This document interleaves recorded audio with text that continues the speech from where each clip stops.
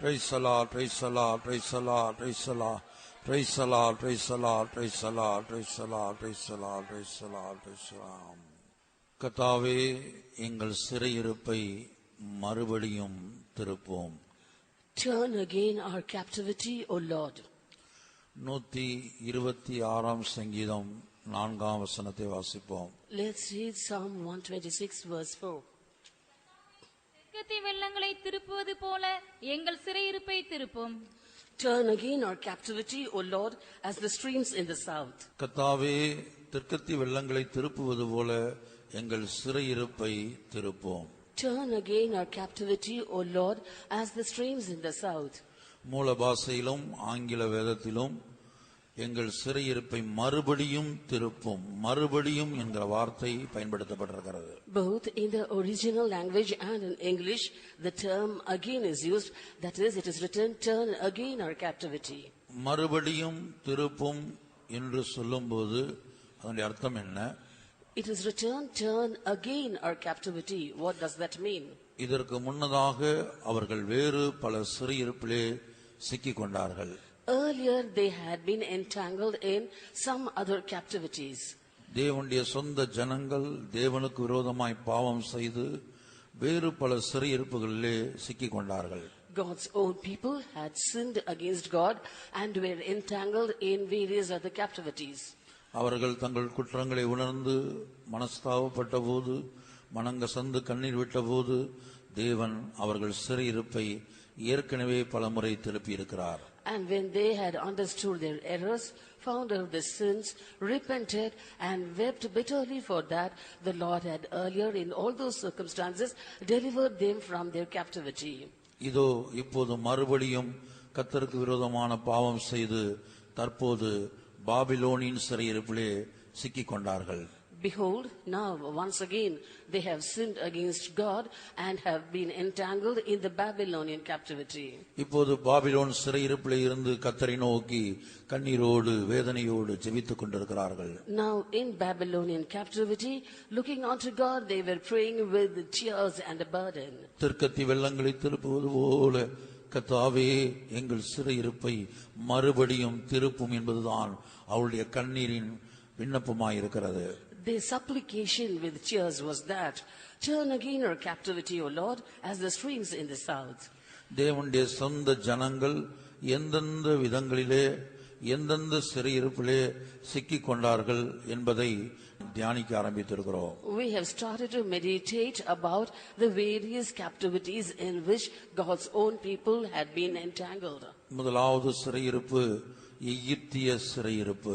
The first captivity was the Egyptian captivity. அதில் 400 வருட காலம் சிறையிருப்பிலே இருந்தார்கள். They were in captivity for 400 long years.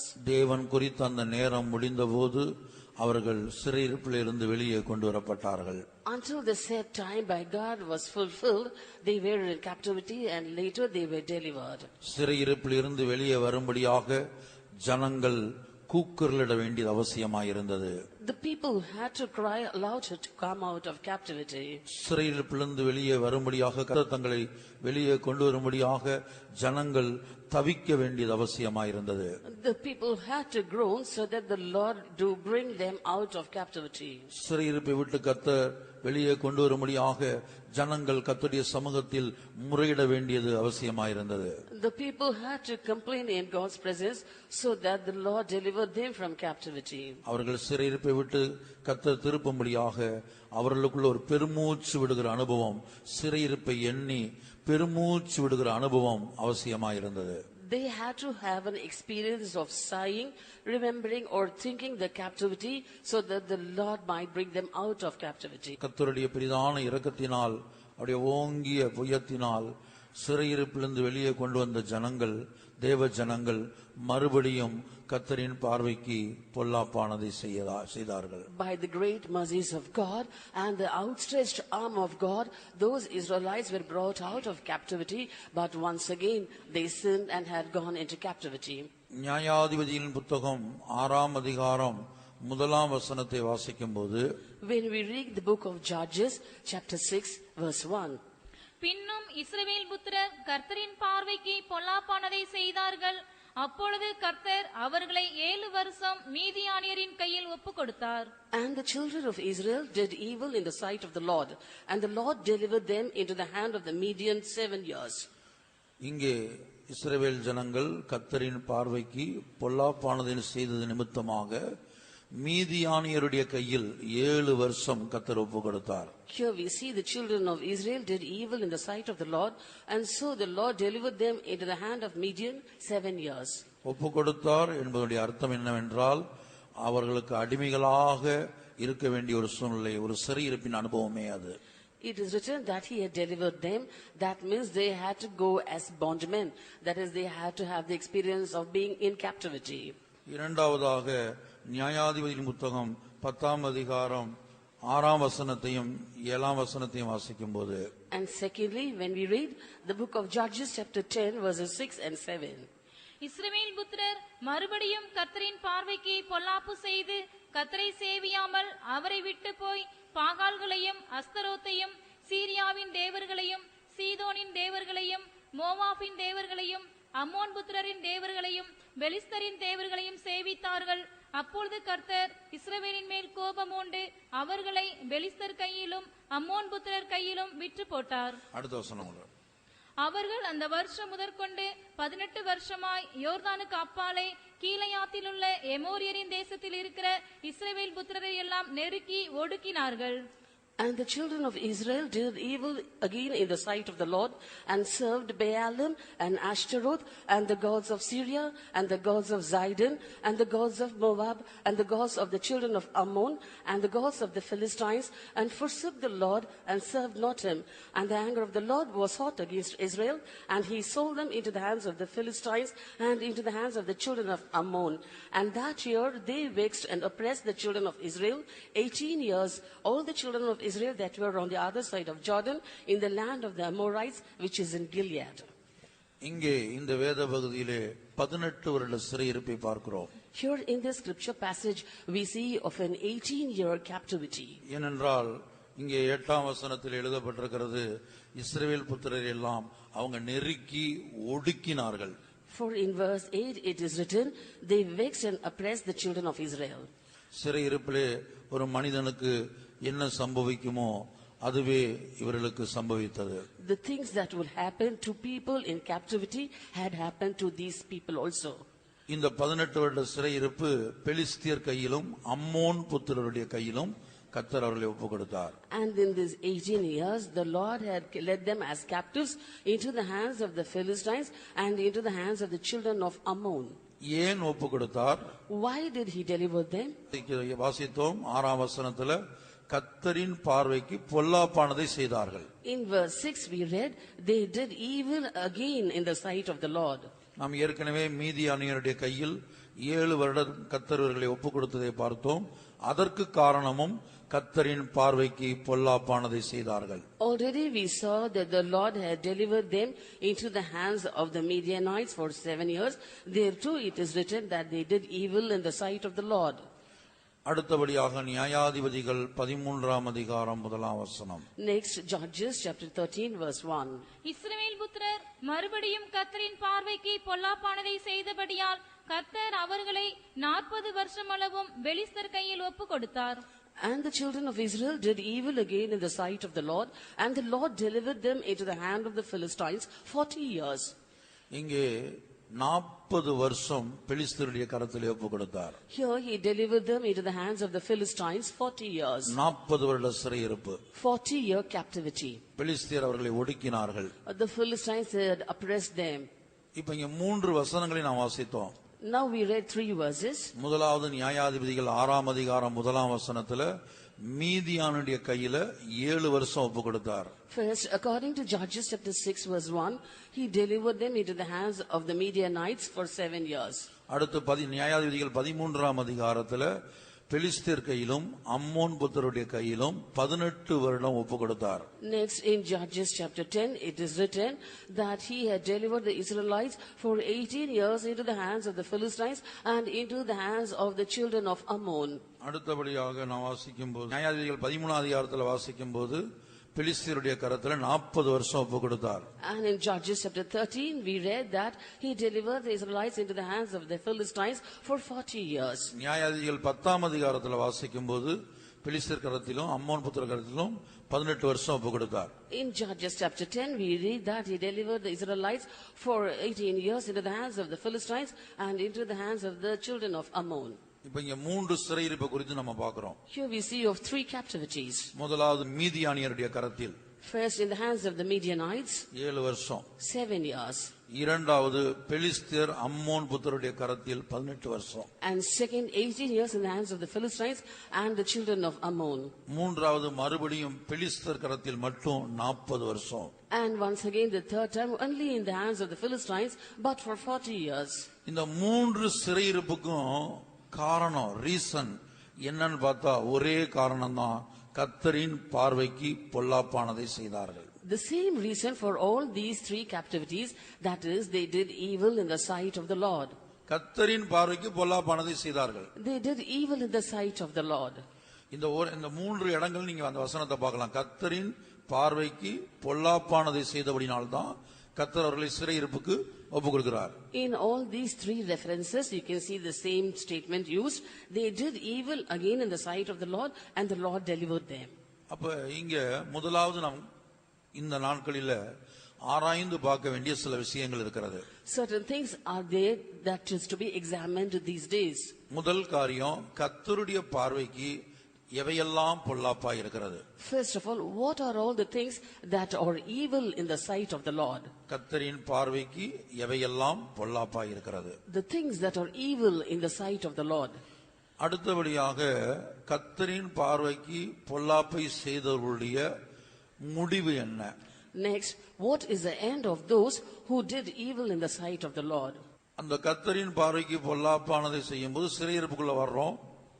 And when we do evil in the sight of the Lord, we come into captivity. சிறையிருப்புக்குள்ள வரும்போது மனங்கசந்து அழுது மனஸ்தாபப்பட்டு சிறையிருப்பிலிருந்து வெளியே வர்றவங்க இருக்கிறாங்க. And when in captivity, there are people who weep bitterly and repent of their evil ways and come out of captivity. சிறையிருப்பிலேயே தங்களுடைய ஓட்டத்தை முடித்துக் கொள்றவங்களும் இருக்கிறாங்க. There are some who finish their race in captivity. இந்த 2 அனுபவங்கள் காணப்படுகிறது. There are 2 experiences here. கர்த்தருடைய பரிசுத்த நாமத்துக்கு மகிமை உண்டாகட்டும். Glory be to God's holy name. இப்ப இந்த காலை வேளையில கர்த்தரின் பார்வைக்கு பொல்லாப்பானது என்ன, எதெல்லாம் பொல்லாப்பா இருக்குங்கிறத நம்ம மாலை கூட்டத்தில் பார்ப்போம். ஆனா கர்த்தருடைய பார்வைக்கு பொல்லாப்பானதை யாரெல்லாம் செஞ்சாங்க, அவங்களுடைய முடிவு என்ன என்பதை குறித்து ஒரு பெரிய பட்டியலை நாம் பார்க்க போகிறோம். This evening's meeting, we will be seeing as to what are all the things that are evil in the sight of the Lord. But this morning we'll be seeing as to who all did evil in the sight of the Lord, and there is a grace list in it. இப்ப நான் சொல்ற எல்லா வசனங்களையும் நமக்கு வாசிப்பதற்கு சமயம் இருக்காது. Now all the references that I give, we might not find time to read them. ஆனால் பரிசுத்த ஆவியானவர் இப்படி ஒரு நடத்துதலை, வழி நடத்துதலை எனக்கு கொடுத்திருக்கிறார்.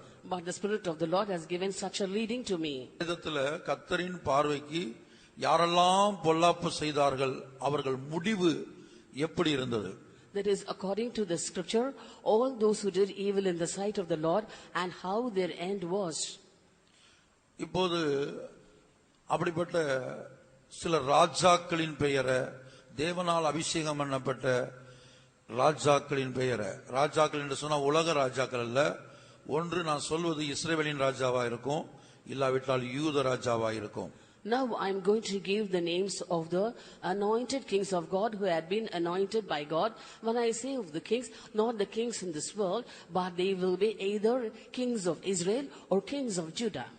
இப்ப நான் சொல்ற எல்லா வசனங்களையும் வாசிக்க நமக்கு சமயம் இருக்காது. Now we may not find time to read all the references that I give. ஆனா நாம் ஒன்று செய்ய வேண்டும். But we have to do one thing. இந்த வசனங்களை குறித்துக் கொள்ளுங்க. You have to note down these verses. இந்த ராஜாக்களுடைய முடிவு என்னங்கறத நான் சொல்லல. I'm not going to tell you the end of those kings. அதை நீங்கள் தான் ஆராய்ந்து பார்க்க வேண்டும். You have to search and find out. ஆனா இவர்களில் பலருடைய முடிவு ஆசீர்வாதமாக இல்ல, இவர்கள் தங்கள் ஓட்டத்தை ஜெயத்தோடு முடிக்கவில்லை.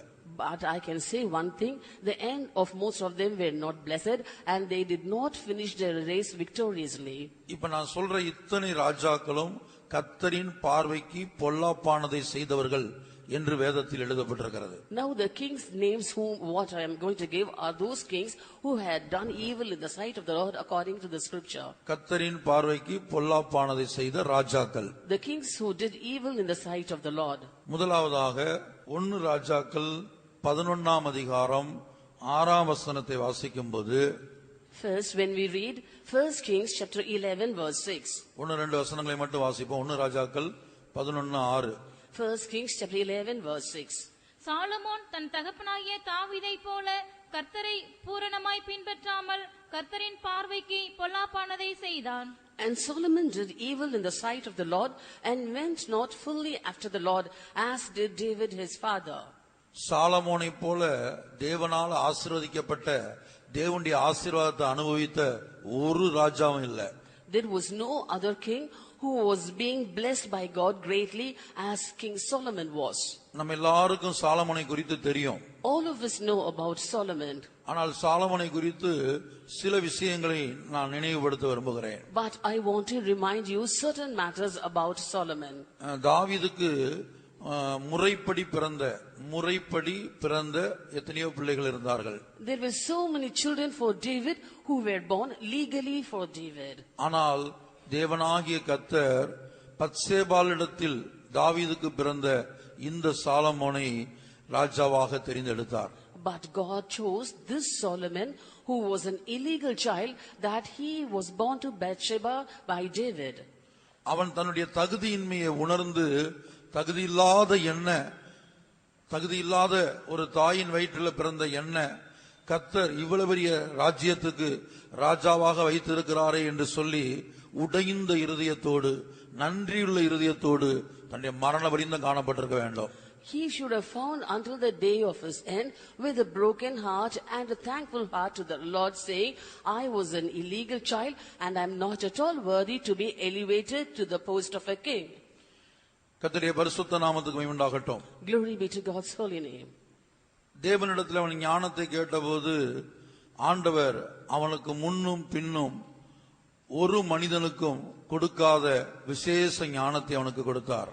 When he had asked for wisdom unto God, the Lord God gave him a wisdom which no man who was born before him or born after him had. அபரிதமாக கர்த்தர் அவனை ஆசீர்வதித்தார். The Lord had blessed him abundantly. ஆனா அவனுடைய முடிவு எப்படி ஆனது? But how was his end? கர்த்தரின் பார்வைக்கு பொல்லாப்பானதை செய்தான். He did evil in the sight of the Lord. என்று சாலமோனை குறித்து நாம் பார்க்கிறோம். It is written about Solomon like this. அவனுடைய ஓட்டம் ஜெயகரமாய் முடியவில்லை. His race was not completed successfully. அவனுடைய ஆரம்பம் விசேஷமாய் இருந்தது. His beginning was special. ஆனா முடிவு சரியில்லை. But his end was not proper. பின்மாற்றக்காரனாக, ஒரு விக்கிரக ஆராதனைக்காரனாக கர்த்தர் அவனுக்கு 2 முறை தரிசனமாகியும் கூட அவனால் அந்த விக்கிரக ஆராதனையை விட்டு வெளியில வர முடியல. He finished his race as a backslider and an idolater, even though the Lord had appeared twice unto him in visions, yet he was not able to come out of idolatry. 2 முறை தேவன் பிரத்யட்சமாக தரிசனமாயும் கூட, தேவனை பார்த்த பின்பாடும் கூட அந்த விக்கிரகங்களை விட்டு அவனுக்கு வெளியே வர முடியவில்லை. Even though he had the opportunity to see the Lord twice in his visions, yet he was not able to come out of idolatry. காரணம், அவன் தன்னுடைய மனைவிமார்களை, மறுமனையாட்டிமார்களை பிரியப்படுத்தக்கூடியவனாய் தேவனை பார்க்கலும் அவர்களுடைய அன்புக்கு அதிக முக்கியத்துவம் கொடுத்து கொண்டிருந்தான். The reason was that he started to love his wives and concubines more than his God and was giving much importance to them than to his God. அவனுடைய முடிவு பரிதாபமாய் முடிந்தது. His end was miserable. கர்த்தருடைய பரிசுத்த நாமத்துக்கு மகிமை உண்டாகட்டும். Glory be to God's holy name. 1 ராஜாக்கள் 16ஆம் அதிகாரம் 25ஆம் வசனத்திலே, In 1 Kings chapter 16 verse 25, Umri என்கிற ராஜாவை குறித்து நாம் படிக்கிறோம். we read of a king by name Omri. அந்த உம்ரி கர்த்தரின் பார்வைக்கு பொல்லாப்பானதை செய்தான் என்று கர்த்தர் சொல்கிறார். The Lord said, Omri wrought evil in the eyes of the Lord. அடுத்து 1 ராஜாக்கள் 16ஆம் அதிகாரம், அதே அதிகாரம் 30ஆம் வசனத்துல ஆகாபை குறித்து படிக்கிறோம். Next, in that same chapter, that is 1 Kings chapter 16, verse 30, we read of King Ahab. Umri மாத்திரமல்ல, அவனுடைய மகனாகிய ஆகாபும் கூட இஸ்ரவேலின் மேல் ராஜாவாக கர்த்தர் வைத்திருந்தோம், கர்த்தரின் பார்வைக்கு பொல்லாப்பானதை செய்தான். Not only Omri, but also Ahab his son, even after the Lord had kept him as king over Israel, yet he did evil in the sight of the Lord. அடுத்தபடியாக 1 ராஜாக்கள் 15:33 வாசிங்க. Next, 1 Kings chapter 15, verse 33. யூதாவின் ராஜாவாகிய ஆசாவின் 3ஆம் வருஷத்திலே அகியாவின் குமாரனாகிய பாசா இஸ்ரவேல் அனைத்தின் மேலும் திர்சாவிலே ராஜாவாகி 24 வருஷம் ஆண்டு கர்த்தரின் பார்வைக்கு பொல்லாப்பானதை செய்து எரோபெயாமின் வழியிலும் அவன் இஸ்ரவேலை பாவம் செய்ய பண்ணின அவனுடைய பாவத்திலும் நடந்தான். இங்கே பாசா என்கிற ராஜாவை குறித்து படிக்கிறோம். Here we read of King Baasha. இவனும் கர்த்தரின் பார்வைக்கு பொல்லாப்பானதை செய்தான். He too did evil in the sight of the Lord. அடுத்து 1 ராஜாக்கள் 16ஆம் அதிகாரம் 19ஆம் வசனத்துல யூத ராஜாவாகிய Zimri. Next, in 1 Kings chapter 16, verse 19, we read of the king of Judah named Zimri. அவனும் கர்த்தரின் பார்வைக்கு பொல்லாப்பானதை செய்தான். He too did evil in the sight of the Lord. ஆனா அவனுடைய முடிவு எப்படி முடிந்தது? How was his end? தற்கொலை செய்து கொண்டு அரண்மனையை தீக்கொளுத்தி தற்கொலை செய்து கொண்டு மரித்த ஒரு ராஜாவாய் அவன் இருக்கிறான். He burned the palace with him and committed suicide. ஒரு யூத ராஜாவின் முடிவை பாருங்கள். Look at the end of a king of Judah. கர்த்தரின் பார்வைக்கு பொல்லாப்பானதை செய்த இந்த ராஜாக்கள், இப்போது நான் சொல்லுகிற இந்த ராஜாக்கள் அந்த சிறையிருப்பில் இருந்து மனங்கசந்து அழுது வெளியே வர முயற்சிக்கவில்லை. The kings that I'm now telling have done evil in the sight of the Lord and had been in captivity because of that, but they did not have a mind to come out of that. அடுத்தபடியாக 2 ராஜாக்கள் 22ஆம் அதிகாரம் 51 முதல் 53 வரை. Next, 2 Kings chapter 22, verses 51 to 53. அகசியா என்கிற இஸ்ரவேலின் ராஜா. The king of Israel, my name Ahaziah. ஏன் இஸ்ரவேலின் ராஜா என்று சொல்லிக் கொண்டிருக்கிறேன்? Why am I telling about the kings of Israel? ஒரே பெயரில இஸ்ரவேலின் ராஜாவும் இருந்திருக்கிறாங்க, யூத ராஜாவும் இருந்திருக்கிறாங்க. In the same name they had been kings of Israel and kings of Judah as well. நமக்கு குழப்பம் வரக்கூடாதுங்கிறதுக்காக தான் இஸ்ரவேலின் ராஜா என்று குறிப்பிடுகிறேன். There should be no confusion in us.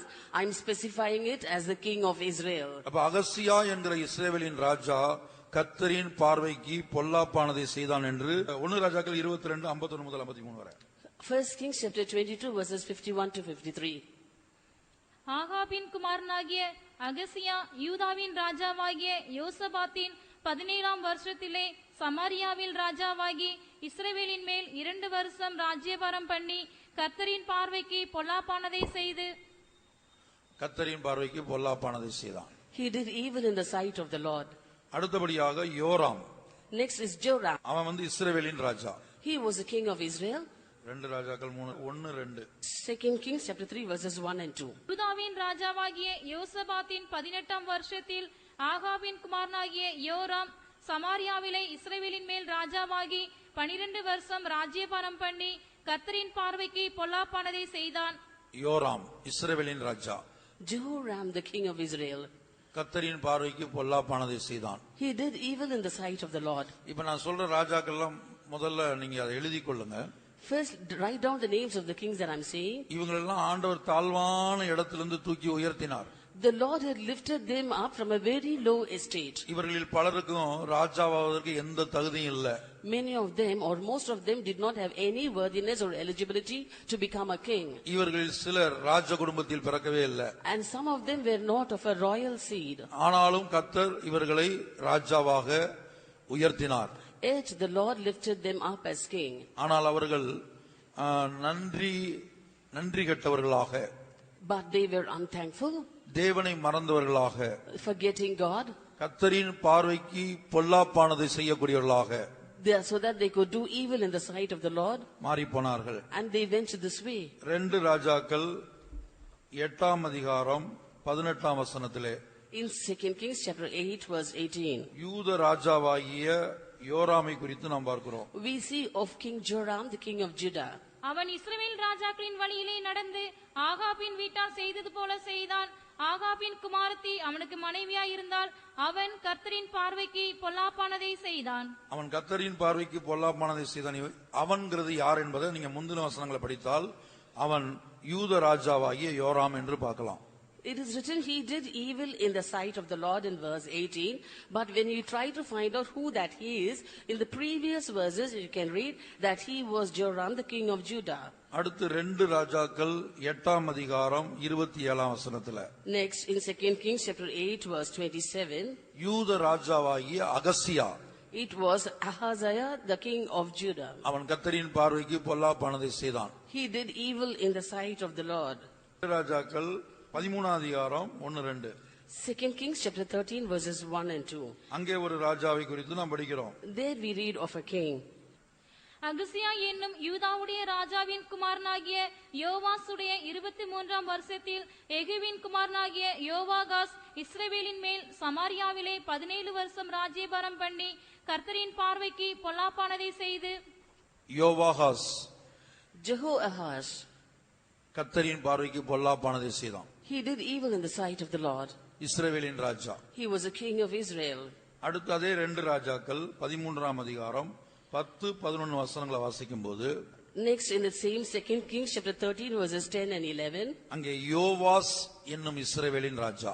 there we read of Joash, the king of Israel. அவன் கர்த்தரின் பார்வைக்கு பொல்லாப்பானதை செய்தான் என்று எழுதப்பட்டிருக்கிறது. It is written, he too did evil in the sight of the Lord.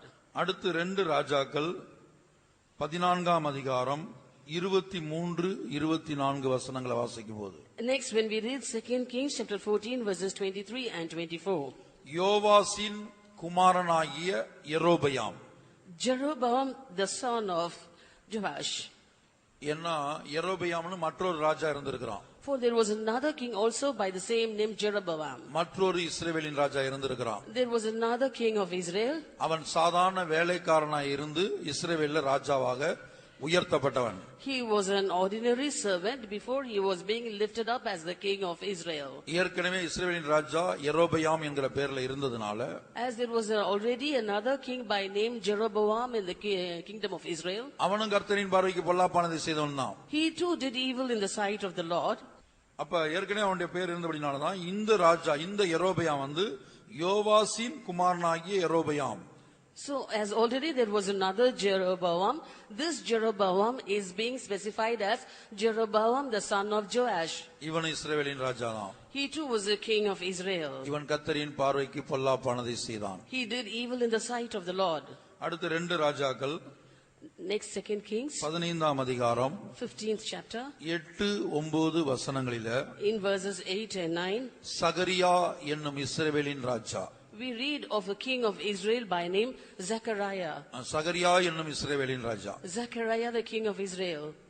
இவனும் கர்த்தரின் பார்வைக்கு பொல்லாப்பானதை செய்தான் என்று வேதம் சொல்லுகிறது. Scripture says he too did evil in the sight of the Lord. அடுத்து 2 ராஜாக்கள் 15-17. 2 ராஜாக்கள் 15-17ல மெனாகேம் என்கிற இஸ்ரவேலின் ராஜா. In 2 Kings chapter 15 verse 17, we read of a king of Israel by name Menahem. மெனாகேம். Menahem. 2 ராஜாக்கள் 15-17. 2 Kings chapter 15 verse 17. அவன் இஸ்ரவேல் ராஜா கர்த்தரின் பார்வைக்கு பொல்லாப்பானதை செய்தான். He was a king of Israel who did evil in the sight of the Lord. அடுத்து அதே அதிகாரம் 2 ராஜாக்கள் 15-24 வசனத்துல Next, in the same chapter, that is 2 Kings chapter 15 verse 24, பெக்காகியா. பெக்காகியா. it is written as Pekahiah. பெக்கான்னு இன்னொரு ராஜா இருக்கிறான், அடுத்து வர்றான். Pekah is another king. பெக்காகியா Pekahiah, இஸ்ரவேலின் ராஜா. he was a king of Israel. அவனும் கர்த்தரின் பார்வைக்கு பொல்லாப்பானதை செய்தான். He too did evil in the sight of the Lord. அடுத்து 2 ராஜாக்கள் 15-28-29 வசனங்கள்ல Next, 2 Kings 15 verses 28 and 29, Pekah Pekah, இஸ்ரவேலின் ராஜா. a king of Israel. அவனும் கர்த்தரின் பார்வைக்கு பொல்லாப்பானதை செய்தான். He too did evil on the sight of the Lord. 2 ராஜாக்கள் 17-1-2. 2 Kings chapter 17 verses 1 and 2. ஒசையா. Hosea, அவன தமிழ்ல ஒசையா என்று எழுதப்பட்டிருக்கிறது. he is Hosea. அடுத்து 2 ராஜாக்கள் 21 அதிகாரம் 1 வசனம் 2 வசனம். Next, 2 Kings chapter 21 verses 1 and 2. 16 வசனம். Verse 16 மனாசேயை குறித்து எழுதப்பட்டிருக்கிறது. is written about Manasseh. அவனும் கர்த்தருடைய பார்வைக்கு பொல்லாப்பானதை செய்தான். He too did evil in the sight of the Lord. 2 ராஜாக்கள் 2 Kings 21 அதிகாரம் chapter 21 18 20. verses 18 and 20. அங்கே ஆமோன் என்கிற ராஜாவை குறித்து படிக்கிறோம். Here we read of a king called Ammon. அவனும் கர்த்தரின் பார்வைக்கு பொல்லாப்பானதை செய்தான். He too did evil in the sight of the Lord. 2 ராஜாக்கள் 23 அதிகாரம் 2 Kings chapter 23 36 37 வசனங்கள்ல verses 36 and 37. Jehoiakim We read of Jehoiakim. அவனும் கர்த்தரின் பார்வைக்கு பொல்லாப்பானதை செய்தான். He too did evil in the sight of the Lord. அடுத்து 2 ராஜாக்கள் 24 அதிகாரம் Next, 2 Kings chapter 24 8 9 வசனங்களை வாசிக்கும் போது verses 8 and 9. யோயாக்கீன் Jehoiakim, அவன் கர்த்தரின் பார்வைக்கு பொல்லாப்பானதை செய்தான். he did evil in the sight of the Lord. இப்ப இன்னும் சிலர் இருக்கிறாங்க. இவ்வளவு பேர் போதும். இப்ப இத்தனை ராஜாக்கள் இப்ப பாருங்க, சாதாரண நிலவரத்தில் இருந்து கர்த்தர் இஸ்ரவேலின் மேலும் யூதாவின் மேலும் தம்முடைய சொந்த ஜனத்தின் மேலும் பலரையும் தகுதியில்லாத பலரையும் ராஜாவாக உயர்த்தினார். There are many other kings also, but I think this will do. We can see that when they were in a very low estate, the Lord lifted them to be kings over Israel, kings over Judah. இதுல மனாசே குறித்து நாம் படிக்கும்போது, Out of this, when we read about Manasseh, அவன் சிறையிருப்புல போன போது, when he was led into captivity, அந்த சிறையிருப்புல இருந்து கர்த்தரை நோக்கி தான் நெருக்கப்படுகிற காலத்துல கர்த்தரை நோக்கி அவன் விண்ணப்பம் பண்ணினான், கெஞ்சினான். and in his captivity he looked unto the Lord and pleaded with the Lord. கெஞ்சின வேளையில கர்த்தர் அவனுடைய சிறையிருப்பை மாற்றினார். When he pleaded with the Lord turned away his captivity. என்று மனாசே குறித்து எழுதப்பட்டிருக்கிறது. It is written about Manasseh like this. அவன் நெருக்கப்படுகிற காலத்துல அந்த மனாசே என்ன செய்தான்? கெஞ்சி தேவனை நோக்கி கெஞ்சி பிரார்த்தித்தான். And in his distress, this Manasseh pleaded with the Lord and prayed unto him. ஆண்டவரே என்னை இந்த சிறையிருப்பிலிருந்து வெளியே கொண்டு வாரும் என்று கெஞ்சினான். He pleaded unto the Lord saying, Lord, bring me out of this captivity. ஆனா இப்ப நம்ம வாசிக்க கேட்ட பல ராஜாக்கள் கர்த்தரின் பார்வைக்கு பொல்லாப்பானதை செய்து கர்த்தர் பல்வேறு பாதைகள்ல சிறையிருப்புல அவங்களை வழி நடத்தினாலும் இல்ல பல பாதையில நடத்தினாலும் அவங்க தங்களுடைய தவற உணராமலே தங்களுடைய ஓட்டத்தை முடித்தார்கள். But of the kings that we now read, most of them in their captivity, they did not understand their sins and mistakes, and they did not plead with the Lord nor pray with the Lord, and completed the race in the same style. 2 Chronicles chapter 33 verses 12 onward. 2 நாளாகமம் 33:12. இப்படி அவன் நெருக்கப்படுகையில் தன் தேவனாகிய கர்த்தரை நோக்கி கெஞ்சி தன் பிதாக்களின் தேவனுக்கு முன்பாக மிகவும் தன்னை தாழ்த்தினான்.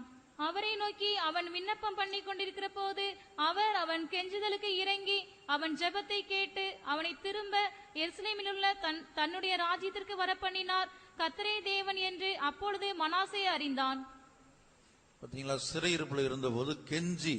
And when he was in affliction, he besought the Lord his God and humbled himself greatly before the God of his fathers and prayed unto him, and he was entreated of him and heard his supplication and brought him again to Jerusalem into his kingdom.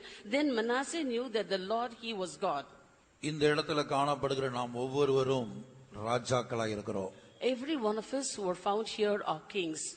இந்த வார்த்தைகளை கேட்கிற இயேசுவின் இரத்தத்தினால் கழுவப்பட்ட அபிஷேகம் பண்ணப்பட்ட ஒவ்வொருவரும் ராஜாக்களாக இருக்கிறோம்.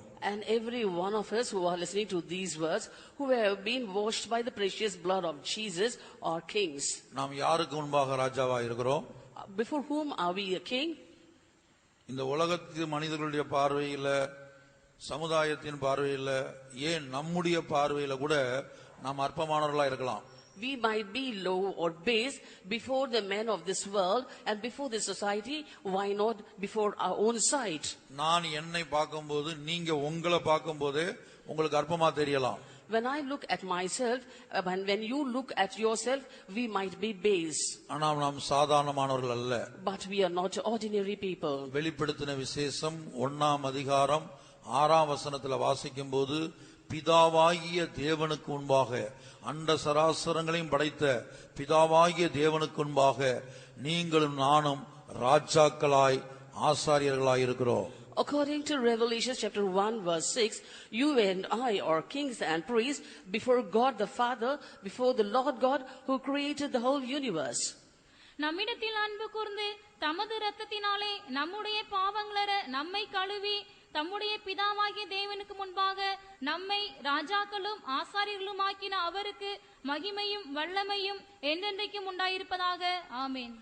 And hath made us kings and priests unto God and his Father. To him be glory and dominion forever and ever. Amen. இப்ப பிதாவாகிய தேவனுக்கு முன்பாக நாம் ஒவ்வொருவரும் ராஜாக்களாக ஆசாரியர்களாக இருக்கிறோம் என்பதை ஒருபோது நாம் மறக்க கூடாது. Never should we forget that we are kings and priests before God the Father. இப்போது நாம் வாசித்த பட்டியலில் காணப்பட்ட இந்த ராஜாக்கள் எல்லாம் இஸ்ரவேலின் ஜனங்களுக்கு முன்பாக யூத ஜனங்களுக்கு முன்பாக ராஜாக்களாய் காணப்பட்டவர்கள், தேவனால் அபிஷேகம் பண்ணப்பட்டவர்கள்.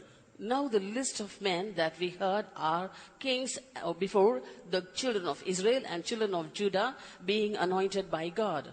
ஆனால் இவர்கள் யாரும் பிதாவாகிய தேவனுக்கு முன்பாக ராஜாக்களும் ஆசாரியர்களும் அல்ல. But none of them are kings and priests before God and the Father.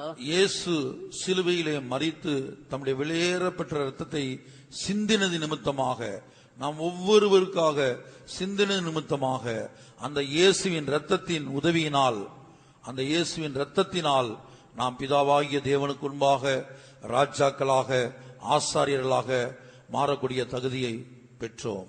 Jesus Christ died on the cross and shed his precious blood for every one of us, and by his precious blood are we washed, and so we have become kings and priests before God and the Father. குப்பையிலிருந்தும் புழுதியிலிருந்தும் கர்த்தர் உங்களையும் என்னையும் தூக்கி எடுத்தார் என்பதை ஒருபோதும் மறக்க கூடாது. Never should we forget that the Lord has lifted both you and me out of dust and dung. பொதுவாக வருஷங்கள் கூடும்போது விசுவாசியா வந்த முதல் வருஷத்துல இருந்த தாழ்மை, அந்த கீழ்ப்படிதல், அந்த ஒப்பு கொடுத்தல், அந்த தெய்வ பயம், வருஷங்கள் ஒரு 20 வருஷம் 30 வருஷம் 40 வருஷம் போகும்போது அது படிப்படியா குறைந்து வருவதை நாம் பார்க்கலாம். Generally, when we became a believer in the first year, we had humility, we had obedience, we had godly fear and everything. But as years rolled by and as we gained experience, gradually we can see that diminishing.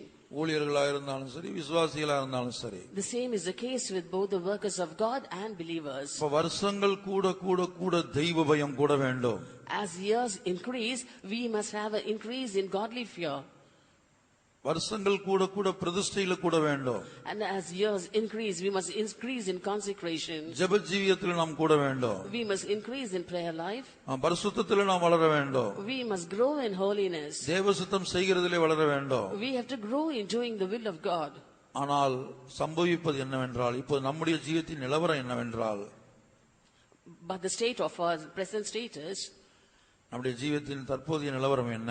what is our present state in life? வருஷங்கள் கூட நாம் யார் என்பதை மறந்து எப்படிப்பட்ட நிலவரத்தில் இருந்து கர்த்தர் நம்மை தூக்கி எடுத்தார் என்பதை மறந்து ஜீவித்துக் கொண்டிருக்கிறோம். But as years go on increasing, now we have started to forget who we are and from which state the Lord has lifted us up.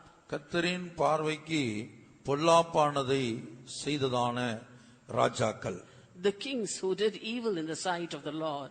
இப்ப இந்த ராஜாக்கள்ல பலரையும் குறித்து நீங்க பார்த்தீங்கன்னு சொன்னா அவங்க செய்த பாவம் என்ன? When we look unto most of the kings, what was the sin committed by them?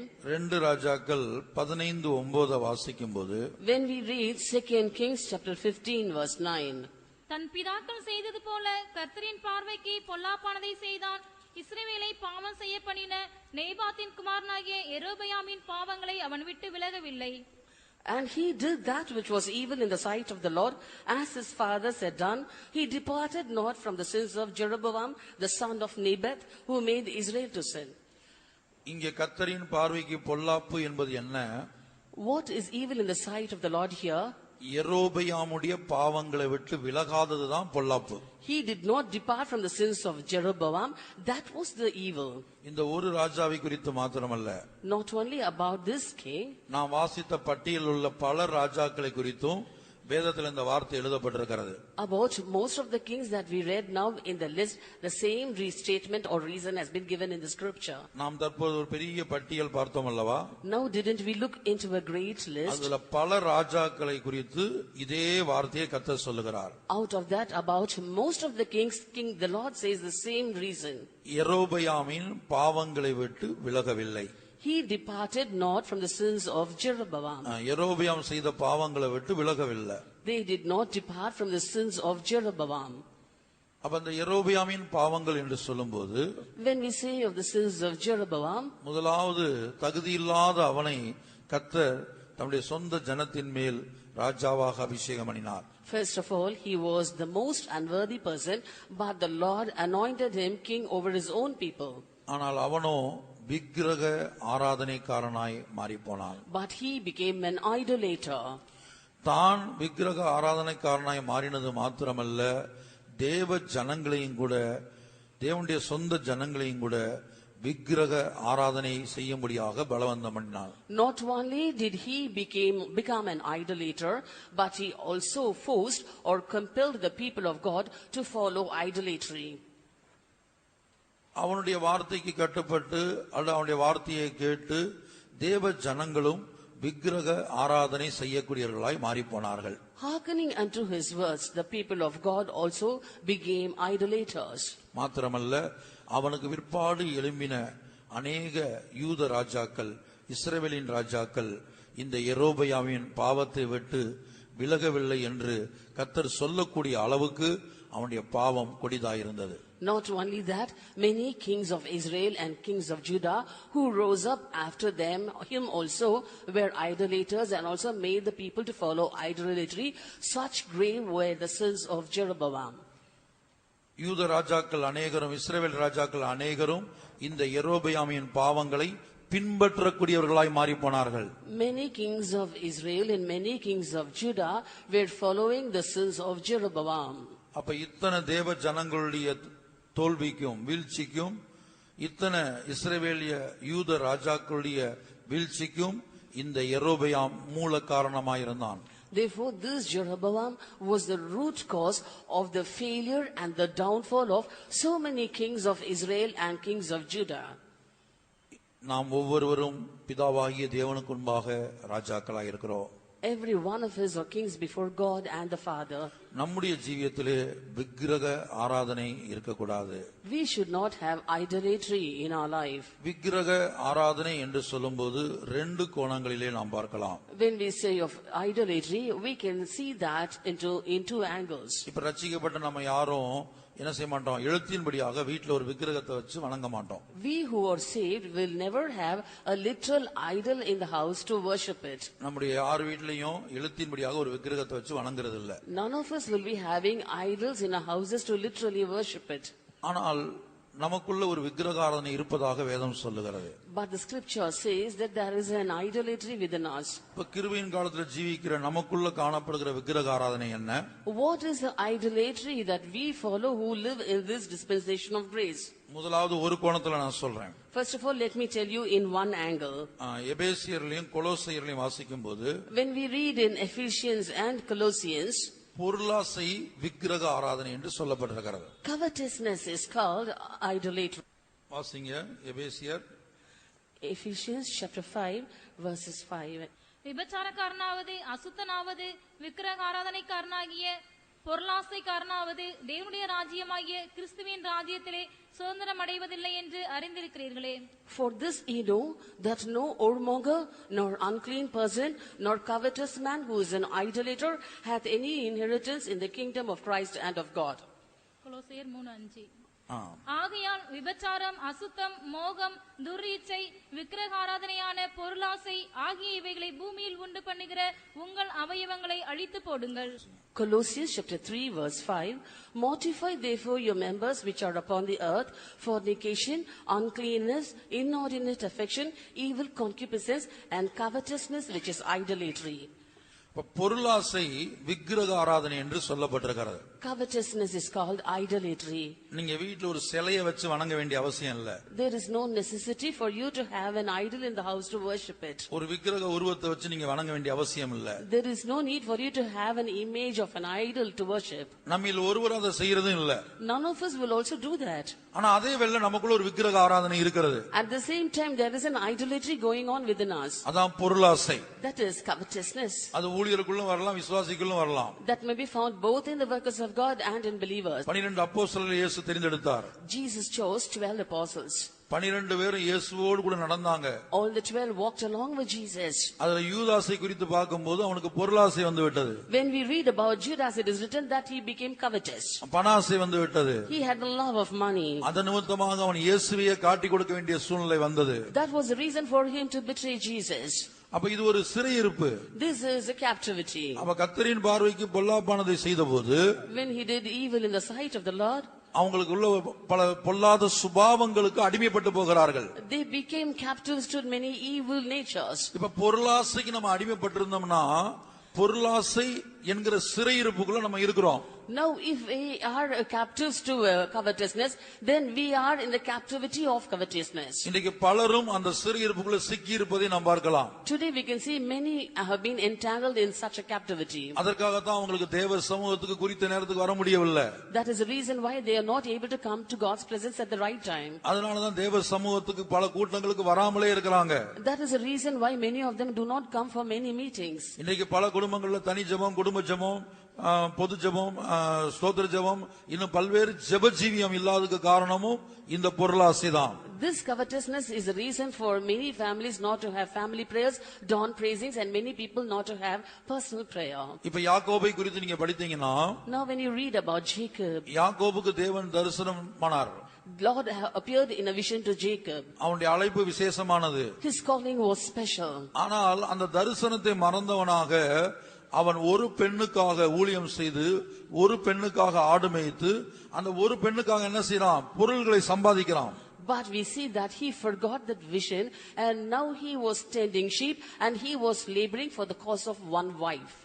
ஓசியா 12:12 அவன் ஒரு பெண்ணுக்காக ஊழியம் செய்து ஒரு பெண்ணுக்காக ஆடு மேய்த்தான் என்று எழுதப்பட்டிருக்கிறது. In Hosea chapter 12 verse 12 it is written, he looked after the sheep and also served for one wife. யாக்கோபு சீரியா தேசத்துக்கு ஓடி போய் இஸ்ரவேல் ஒரு பெண்ணுக்காக ஊழியம் செய்து ஒரு பெண்ணுக்காக ஆடு மேய்த்தான். And Jacob fled into the country of Syria, and Israel served for a wife, and for a wife he kept sheep. ஒரு பெண்ணுக்காக ஊழியம் செய்து. He served for a wife. ஆனா இதே யாக்கோபு சொல்றான் லாபானை பார்த்து. But the same matter was told by Jacob to Laban in a different way. ஆதியாகமத்துல அதை படிக்கிறோம். We read that in Genesis. அது தப்பான கணக்கு. That was a wrong calculation. யாக்கோபு பொய் சொல்றான். Jacob lied. என்ன சொல்றான்? What did he say? உம்முடைய 2 குமாரத்திகளுக்காக 14 வருஷமும், I served 14 years for your 2 daughters, உம்முடைய மந்தைக்காக 6 வருஷமும், and 6 years for your flock. நான் பாடுபட்டேன். I labored. பகல்ல வெயிலும், The sun by day, இரவில குளிரும் என்னை பட்சித்தது. and the frost by night consumed me. நித்திரை என் கண்களுக்கு தூரமாய் இருந்தது. The sleep departed from my eyes. இன்றைக்கு பாருங்க, பணம் பொருள் சம்பாதிக்கிறதுக்காக சரியான நேரத்துல சாப்பிடுறது இல்ல. Today, to earn money, many people are not able to have the meals at the right time. மதிய சாப்பாடு 3 மணிக்கு, 5 மணிக்கு, 4 மணிக்கு சாப்பிடுறவங்க இருக்காங்க. There are people who have their midday meals at about 3 or 4 or even 5 in the evening. எத்தனையோ நாள் தூங்குறது இல்ல. They do not sleep many nights. ராத்திரி எல்லாம் விழித்து இருந்து பாடுபடுறாங்க.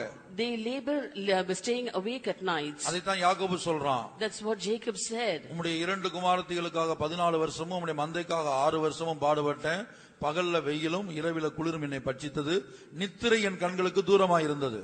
I served 14 years for your 2 daughters and 6 years for your flock, and the heat by day and the frost by night consumed me, and sleep departed from my eyes. அவன் சொன்ன கணக்கு தவறு.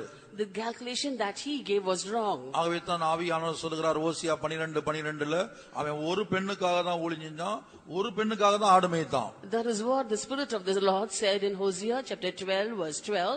He had served for a wife, and also he kept sheep for a wife. அப்ப அவன் 20 வருஷம் பாடுபட்டதும் மனைவியாகிய ராகேலுக்காக.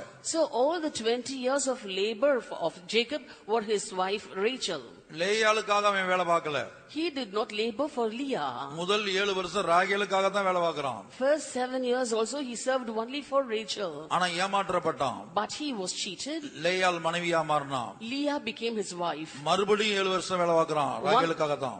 Once again he served for another 7 years for Rachel. அப்ப அந்த 14 வருஷம் ராகேலுக்காக தான் பார்த்திருக்கான். So all those 14 years he had served only for Rachel. அவன் பண்ண அறிக்கை தவறு. லாபானிடத்தில் அவன் பண்ண அறிக்கை தவறு. The confession that he made before Laban was wrong. ஆகவே தான் ஆவியானவர் எடுத்து எழுதுகிறார், அவன் 2 பெண்ணுக்காக அல்ல, உம்முடைய குமாரத்திகளுக்காக 14 வருஷமும் மந்தைக்காக 6 வருஷமும் பிரிச்சு சொல்றான். ஆனா ஆவியானவர் சொல்றா, இல்ல ஒரு பெண்ணுக்காக தான் இந்த 20 வருஷம் அவன் பாடுவாட்டான். He was showing a wrong calculation, saying for the 2 daughters 14 years he served, and he served 6 years for his flock. But the Spirit of the Lord was correcting it and saying he served 20 years only for one wife. மனைவிக்காக, குழந்தைகளுக்காக, குடும்பத்துக்காக புசியாமல் குடியாமல் பகல்ல வெயிலையும் இரவுல குளிரிலையும் தூங்காம பாடு வர்றாங்க. And for the sake of the wife, children and family, many people do not eat and drink and do not sleep, like they are suffering by the heat of the day, and also the frost of the night had consumed them, and sleep had departed from their eyes. இப்ப தேவனை தேடுவதற்கு உனக்கு நேரம் கிடையாது. Now they do not find time to seek the Lord. தேவன் கொடுத்த தரிசனம் மறந்து போய் விட்டது. They have forgotten the vision that the Lord had given them. ஆண்டவர் அவனை தொந்தரவு செய்யல. The Lord too did not disturb him. ஆனா ஒரு குறிக்கப்பட்ட வேளை வந்தபோது மறுபடியும் ஆண்டவர் அவனை தொடுகிறார். But after an appointed time the Lord once again started to deal with him. தனக்கு உண்டான எல்லாவற்றையும் அக்கறைப்படுத்தி தேவனுடைய பாதத்தில் விழுந்து கிடக்கிறான். And he sent everything that pertained unto him beyond the brook, and he was left alone with God. அப்ப பொருளாசை என்று சொல்லும்போது, when we say of covetousness, பொருளாசை வரும்போது என்ன சம்பவிக்கும்? what happens after an outcome of covetousness? தேவ சமூகத்துக்கு நம்ம துரோகம் செய்வோம். We will be treacherous to God's presence. அதான் உபாகமத்தில் எழுதப்பட்டிருக்கிறது, உன்னை பெற்ற தேவனை மறந்தாய்.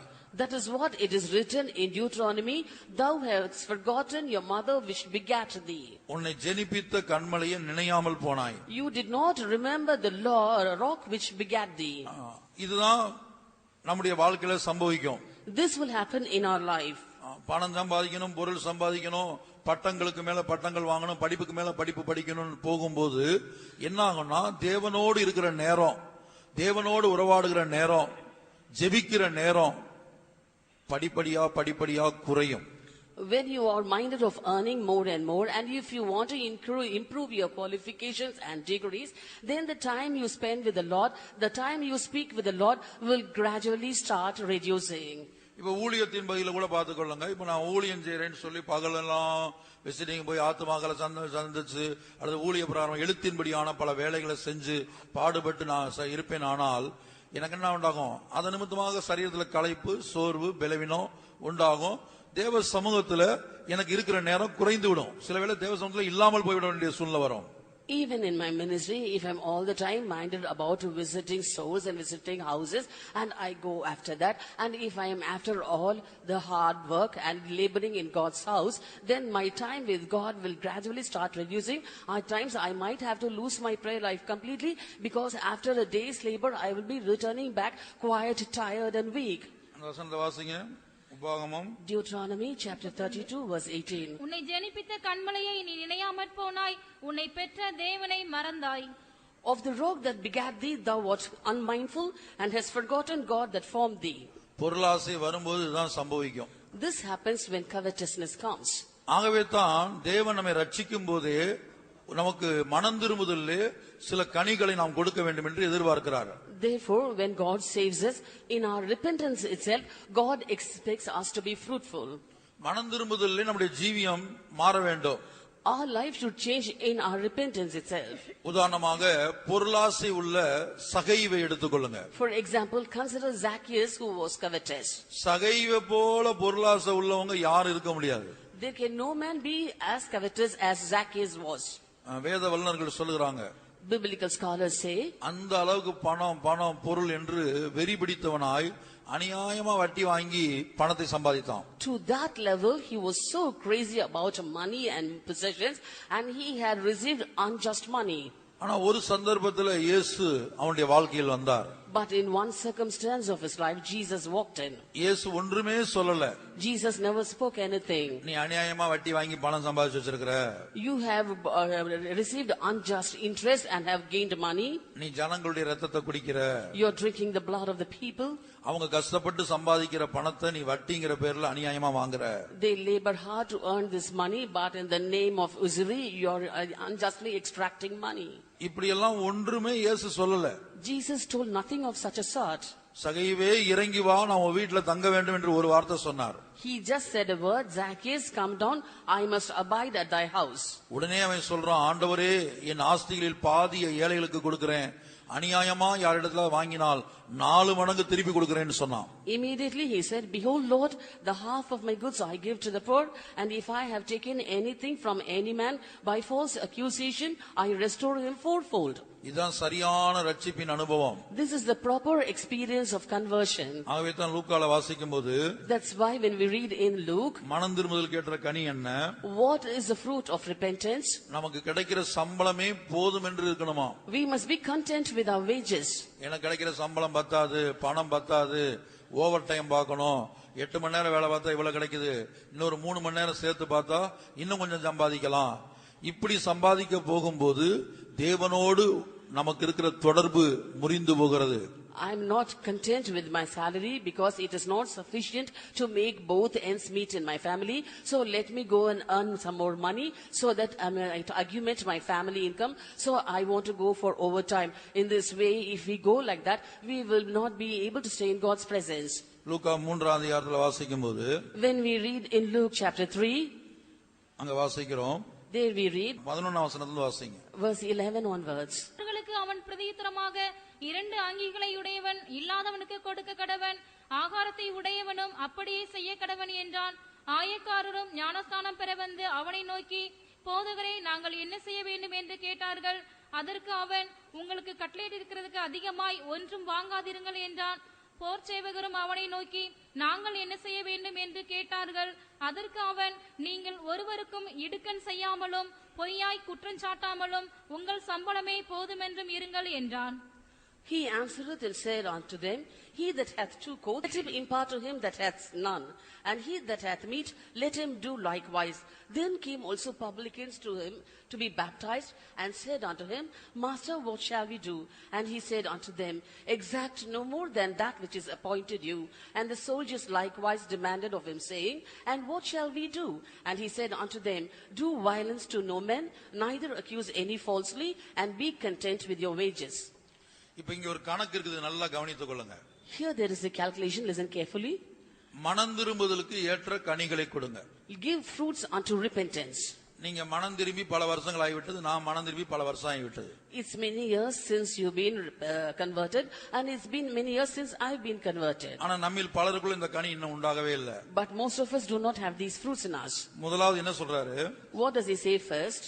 2 அங்கி, உங்ககிட்ட 2 Dress இருக்குன்னு சொன்னா, Suppose you have 2 dresses. இல்லாதவங்களுக்கு ஒரு Dress கொடுக்கணும்னு சொல்றாரு. He says you have to give 1 dress to the one who doesn't have any. இப்ப 2 Dressக்கே என்னது இந்த பிரமாணம்? For a person having 2 dresses, they have such a law. இப்ப நீங்க ஒரு 50 செட் Dress வாங்குறீங்க, 10 செட் Dress வாங்குறீங்க, 20 set Dress வாங்குறீங்கன்னு வைத்துக்கொள்ளுங்க. Suppose you get 50 sets of dresses or 10 sets of dresses or 20 sets of dresses. அப்ப அந்த Dress வாங்க நமக்கு Dressன் எண்ணிக்கை கூட கூட இல்லாதவங்களுக்கு நம்ம கொடுத்துக்கிட்டே இருக்கணும்.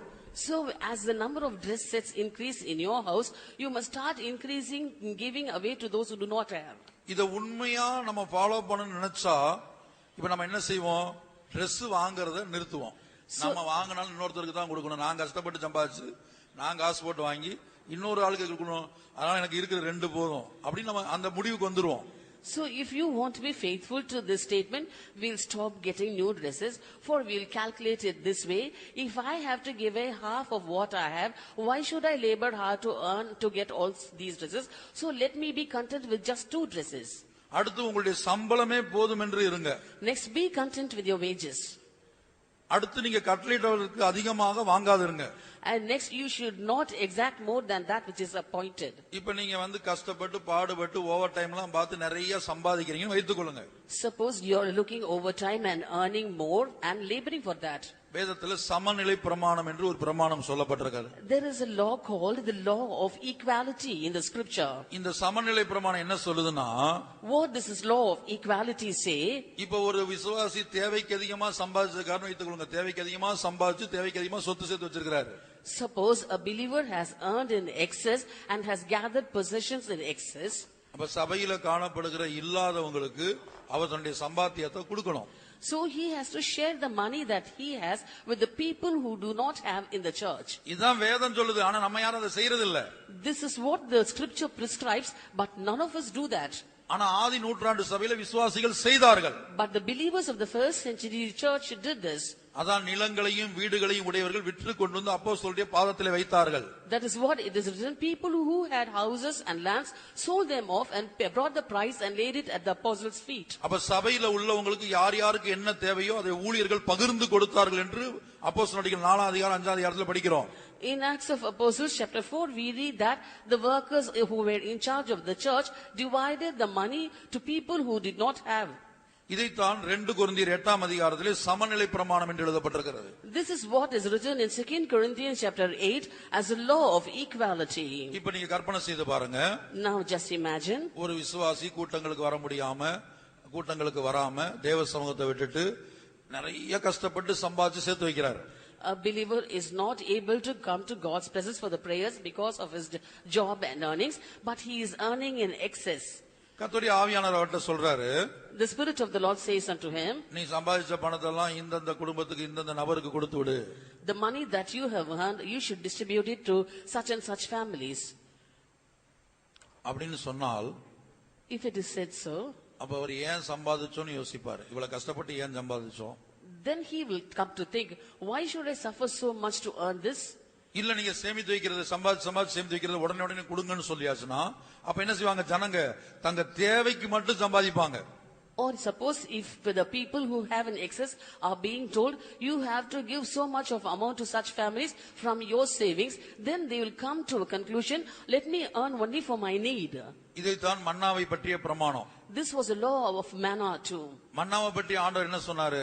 What did the Lord say about that manna? ஒவ்வொரு குடும்பத்திலும் உள்ளவங்க அவங்க தேவைக்கு தக்கதாக என்ன செய்யணும்? ஒரு ஓமர் அளவு மன்னாவை பொறுக்கி எடுத்துக்கொள்ளுங்க. Every family according to their need should gather an omer of manna. சிலர் கொஞ்சமா சேர்த்தாங்க. Certain people gathered less. சிலர் அதிகமா சேர்த்தாங்க. Certain gathered more. கொஞ்சமா சேர்த்தவனும் ஓமர்ல போடும்போது ஒரு ஓமர் இருந்துச்சு, அதிகமா சேர்த்தாலும் ஒண்ணுதான் இருந்தது. And when the people who had gathered little brought and measured it, they found it out to be one omer. And the people who gathered much also came and measured it and found it to be the same omer. அல்லது நீங்க வாசிங்க, அது கெட்டு போனது என்று நாம் பார்க்கிறோம். And the rest stank, we read. சேமிச்சு வச்சவங்களுக்கு அந்த மன்னா கெட்டு போனது. The manna which was left over stank. இது எதை காட்டுகிறது? What does this show? இந்த பூமியில உயிரோடு இருக்கும்போது, as long as we are alive in this earth, நமக்கு என்ன தேவையோ whatever is needed for us, அதை மாத்திரம் சம்பாதிக்க வேண்டும். we have to earn only that. தேவைக்கு அதிகமா சம்பாதிச்சா அது கெட்டு போகும், நம்முடைய ஜீவியத்தை கெடுத்து போடும். அது நாம் சம்பாதித்த சம்பாத்தியம் நம்முடைய பிள்ளைகளுடைய வாழ்க்கையை கெடுத்து போடும். And if we earn more than that is needed for us, that is in excess, it will get spoiled or it will be corrupting the life of our children. வாசிங்க இந்த வசனம். மன்னாவை பற்றி எங்க வாசிக்கிறோம்? Where do we read about the manna? யாத்ராகமம் 16:17-20 வரைக்கும். Exodus chapter 16 verse 17 onwards. இஸ்ரவேல் புத்திரர் அப்படியே செய்து சிலர் மிகுதியாயும் சிலர் கொஞ்சமாயும் சேர்த்தார்கள். பின்பு அதை ஓமரால் அளந்தார்கள்.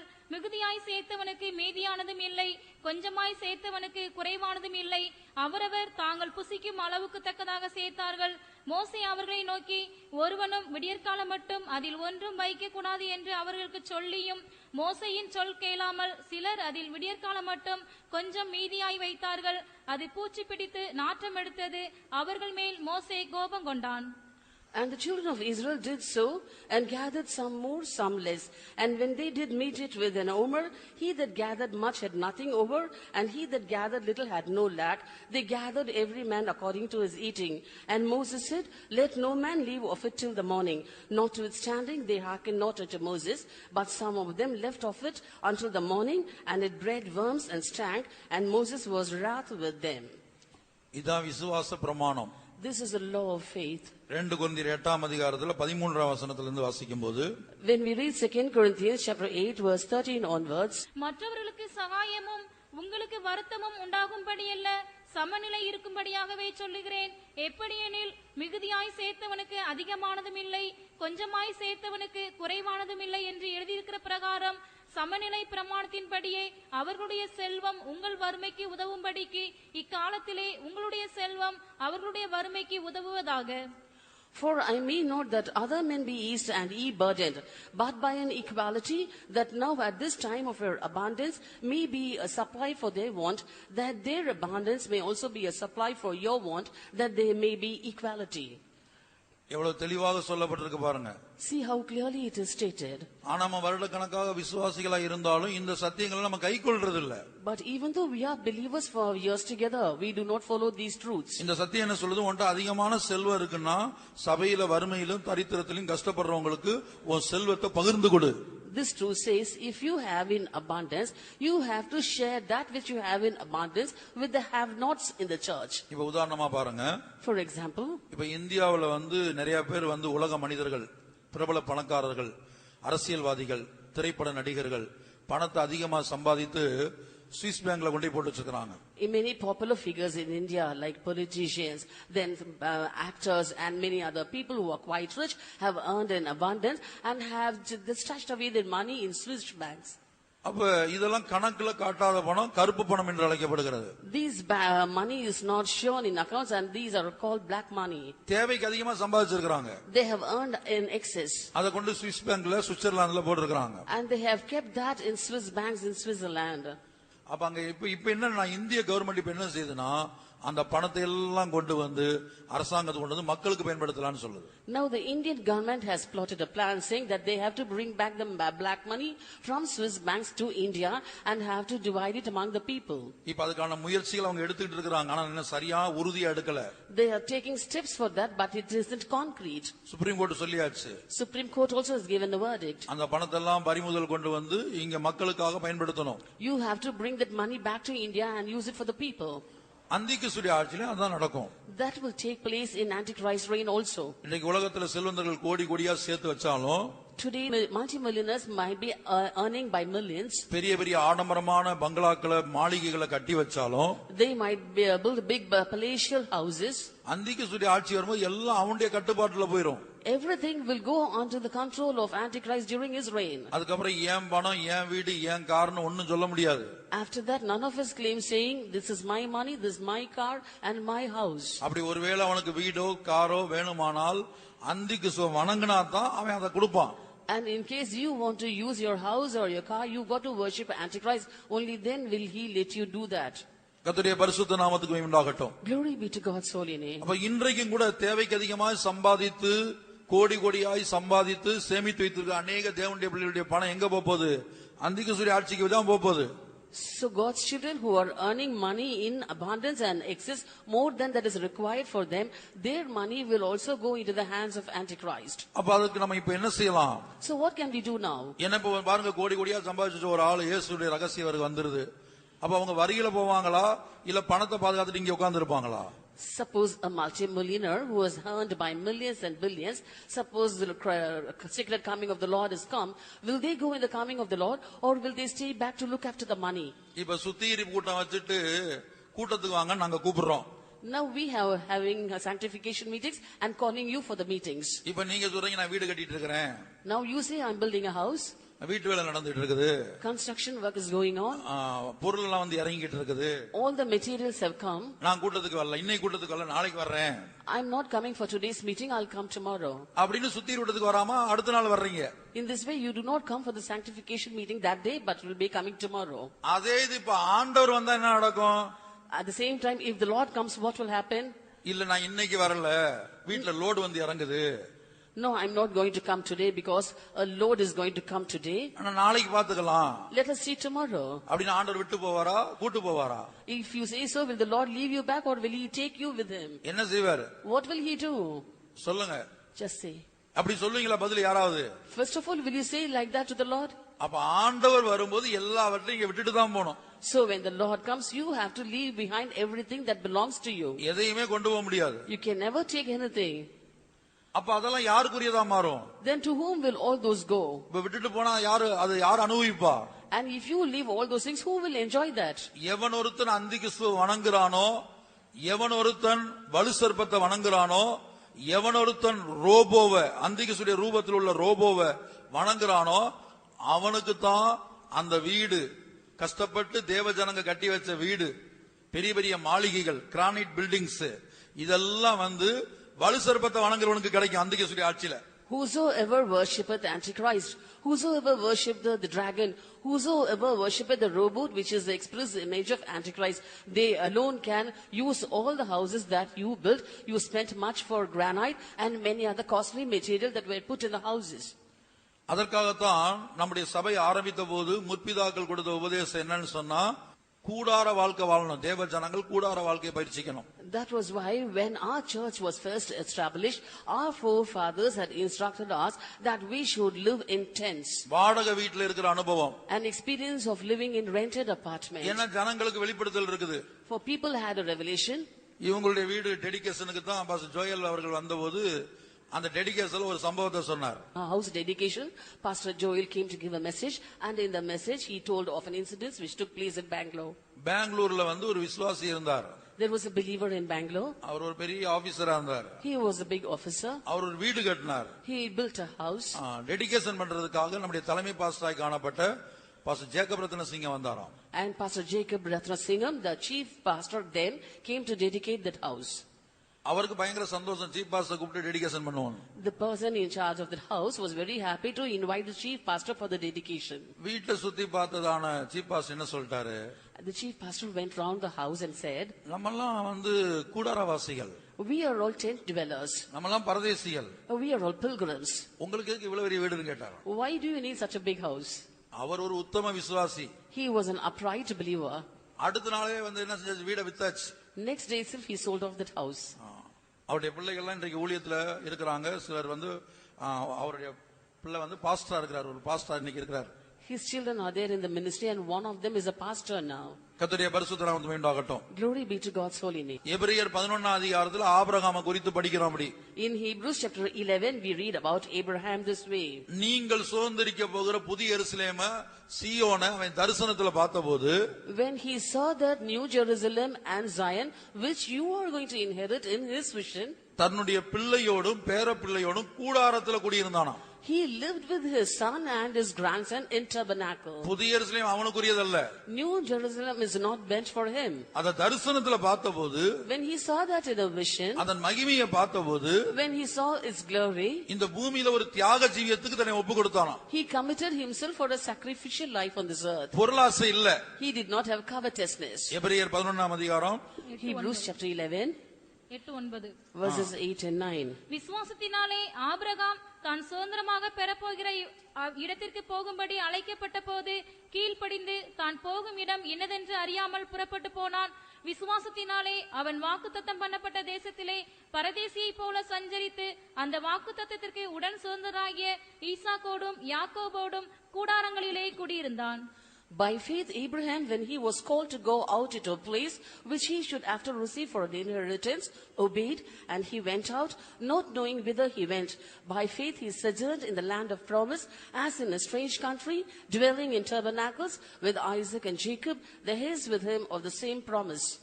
இன்றைக்கும் கூடாரங்கள்ல, அதாவது வாடகை வீட்டுல ஜீவிக்கக்கூடிய எத்தனையோ விலையேறப்பட்ட விசுவாசிகள் இருக்கிறாங்க. Even today there are many precious believers who are living in rented apartments as though living in tabernacles. சொந்த வீடு கட்ட பணம் இல்லாம இல்ல. Not that they do not have money to build an own house. நான் அப்படிப்பட்ட விசுவாசிகள் சிலரை நாகர்கோயில்ல சந்தித்து கேட்டேன். In Nagarkoil I have seen of such believers and have asked them. நான் யதார்த்தமா கேட்டேன். Casually I asked them. ஆனா அவங்க சொன்ன பதில் என்னை பிரமிக்க வைத்தது. But the answer that they gave made me flabbergasted. இவ்வளவு சம்பாத்தியம் இருந்து இவ்வளவு நல்ல பொசிஷன்ல இருந்து ஏன் உங்களுக்கு ஒரு வீட்டை கட்டல? You're in a very good position. You're earning so much. Why didn't you build a house of your own? அவங்க சொன்ன ஒரே வார்த்தை, பிரதர் நாங்க வீட்டை கட்டி அந்திக்கு சொல்லி ஆட்சிக்கு விட்டுட்டு போக விரும்பல. The only answer given by them is that, brother, we do not want to build a house and give it into the hands of Antichrist. பழைய ஏற்பாட்டில் ஜீவித்தவர்களே புதிய வானத்துக்கு போகக்கூடியவங்களே கூடார வாழ்க்கை வாழ்ந்திருக்கிறாங்க. The people who lived in the Old Testament period, the people who are going to inherit a new heaven itself, have lived in tents. அப்ப கூடாரத்துல இன்றைக்கு வாடகை வீடுனா அது ஒரு கூடார வாழ்க்கை தான். ஒரு வீட்டுல இருந்து இன்னொரு வீட்டுக்கு மாறிக்கிட்டே இருக்கணும். Living in a rented apartment is like a living in a tent. You have to keep on shifting from one place to the other. அதுக்காக சொந்த வீடு கட்டுறதெல்லாம் பாவம்ன்ற அர்த்தத்துல நான் சொல்ல வரல. For that I do not mean that building a own house is a sin. அத நிமித்தமாக நீ தேவ சமூகத்தை இழக்கிற பத்தி அதுதான் பாவம். But by building a house, if you lose God's presence, that is a sin. வீட்ல ஃப்ளோரிங் போடுறேன், வீட்ல சென்டரிங் அடிக்கிறேன், வீட்ல கம்பி கட்டுறேன் அப்படின்னு சொல்லிட்டு சுத்தியர் கூட்டத்துக்கு வராம உட்கார்ந்திருக்கேல்ல, அதுதான் பாவம். And you're staying back without coming to the sanctification meeting, saying the flooring work is going on, the roofing work is going on, the work of building a scaffolding is going on. You sit there, then that's sin. அந்த வேலையெல்லாம் நிறுத்தி போடணும். You have to stop all this work. இந்த நாட்கள்ல ஒரு வேலையும் வைக்காம தேவ சமூகத்துல இருந்து முழங்கால் படிடணும். These days you must not have any other work but come to God's presence and be on knees. இப்ப பாருங்க, அடுத்து எரேமியாவுல யோனதாபை குறித்து படிக்கிறோம், யோனதாபின் பிள்ளைகளை குறித்து படிக்கிறோம். Now in the book of Jeremiah we read about the sons of Jonadab. கர்த்தர் சொல்லி அனுப்புறார். The Lord sent word. இந்த வீட்டு பிள்ளைகளை போய் செக் பண்ணி பாரு, டெஸ்ட் பண்ணி பாருன்னு சொல்லி அனுப்புறார். He sent word saying, go and test the children of this house. திராட்சரசத்தை கொண்டு அவங்க முன்னாடி வைக்கிறாங்க. They placed wine in front of them. அவங்க அந்த பிள்ளைங்க சொல்றாங்க, நாங்க இதெல்லாம் குடிக்க மாட்டோம். The children said, we would not drink all these. ஏனென்றால் எங்கள் தகப்பனாகிய யோனதாப், நீங்க வீடு கட்டி குடியிருக்காதீங்க. For our father Jonadab has told us, you should not build houses to dwell therein. எத்தனாவது அதிகாரம்? எரேமியா 35. Jeremiah chapter 35, verse 5 onwards. 5 வசனம் முதல். திராட்சரசத்தினால் நிரப்பப்பட்ட குடங்களையும் கிண்ணங்களையும் ரேகாபியருடைய குடும்பத்தை சேர்ந்த புத்தரின் முன்னே வைத்து அவர்களை நோக்கி திராட்சரசம் குடியுங்கள் என்றேன். அதற்கு அவர்கள், நாங்கள் திராட்சரசம் குடிக்கிறதில்லை, ஏனென்றால் ரேகாபின் குமாரனாகிய எங்களுடைய தகப்பன் யோனதாப் நீங்கள் பரதேசிகளாய் தங்குகிற தேசத்தில் நீடித்திருக்கும்படிக்கு நீங்களும் உங்கள் பிள்ளைகளும் என்றென்றைக்கும் திராட்சரசம் குடியாமலும் வீட்டை கட்டாமலும் வீட்டை சொந்த வீட்டை கட்டாத, neither shall build houses. விதையை விதையாமலும் திராட்சை தோட்டத்தை நாட்டாமலும் அதை கையாளாமலும் உங்களுடைய எல்லா நாட்களிலும் கூடாரங்களிலே குடியிருப்பீர்களாக என்று எங்களுக்கு கட்டளையிட்டார். அப்படியே எங்களுடைய எல்லா நாட்களிலும் நாங்களும் எங்கள் ஸ்திரீகளும் எங்கள் குமாரரும் எங்கள் குமாரத்திகளும் திராட்சரசம் குடியாமலும் நாங்கள் குடியிருக்க வீடுகளை கட்டாமலும் ரேகாபின் குமாரனாகிய எங்களுடைய தகப்பன் யோனதாபின் சத்தத்துக்கு கீழ்ப்படிந்திருக்கிறோம். எங்களுக்கு திராட்சை தோட்டமும் வயலும் விதைப்பாடும் இல்லை. நாங்கள் கூடாரங்களில் குடியிருந்து எங்கள் தகப்பனாகிய யோனதாப் எங்களுக்கு கட்டளையிட்டபடியெல்லாம் கீழ்ப்படிந்து செய்து வந்தோம். And I said before the sons of the house of the Rechabites, pots full of wine and cups, and I said unto them, drink ye wine. But they said, we will drink no wine, for Jonadab the son of Rechab, our father, commanded us, saying, ye shall drink no wine, neither ye nor your sons forever. Neither shall ye build house, nor sow seed, nor plant vineyard, nor have any.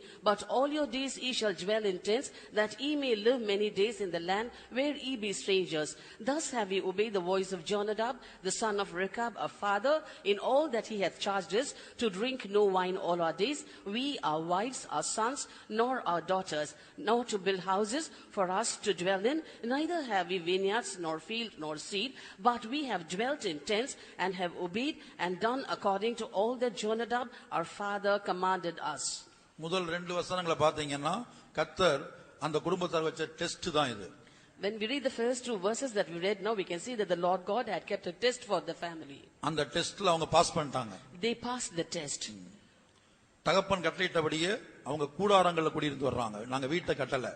According to the commandment of the father, they dwelt in tents and they did not build houses.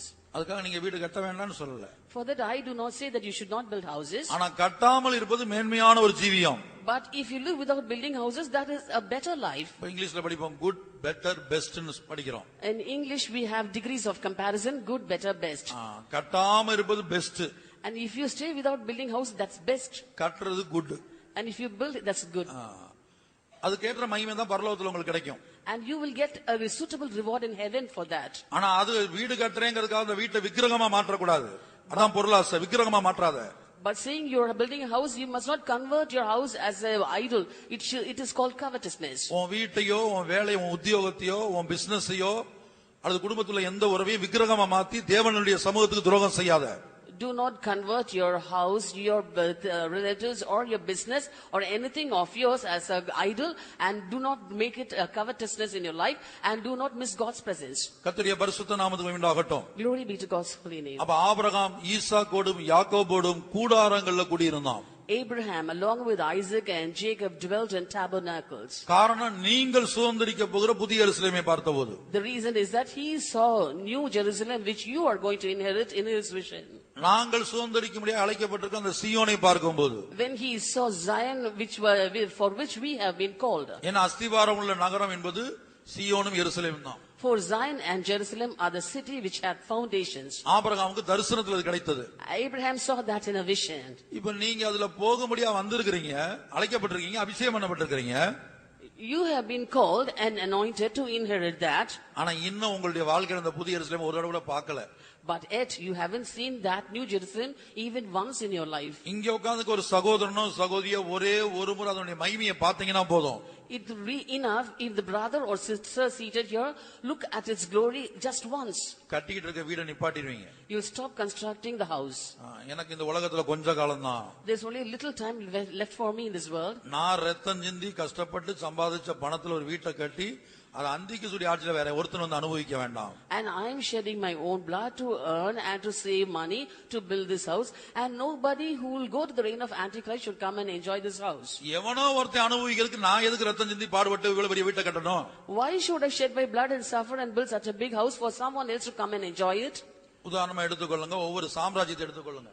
இங்க பாக்குறோம் Babylon சாம்ராஜ்யத்துல நான் கட்டின மகா Babylon அல்லவான்னு ஒரு பாபிலோனை கட்டி வச்சான் Nebuchadnezzar. For example, when we look at the empires also, we can see King Nebuchadnezzar built a big palace and said, "Isn't it the palace of my might?" அடுத்து வந்து யார் அனுபவித்தா? Who came to enjoy all those? Media Persia ராஜாக்கள் அதை அனுபவிச்சாங்க. The Medo-Persian kings came to enjoy it. Maaveeran Alexander முழு உலகத்தையும் சம்பாதிச்சான். Alexander the Great gained the whole world. அவனுடைய குடும்பத்தாரோ சந்ததியாரோ அனுபவிக்க மாட்டாங்கன்னு கர்த்தர் சொல்லிட்டார்.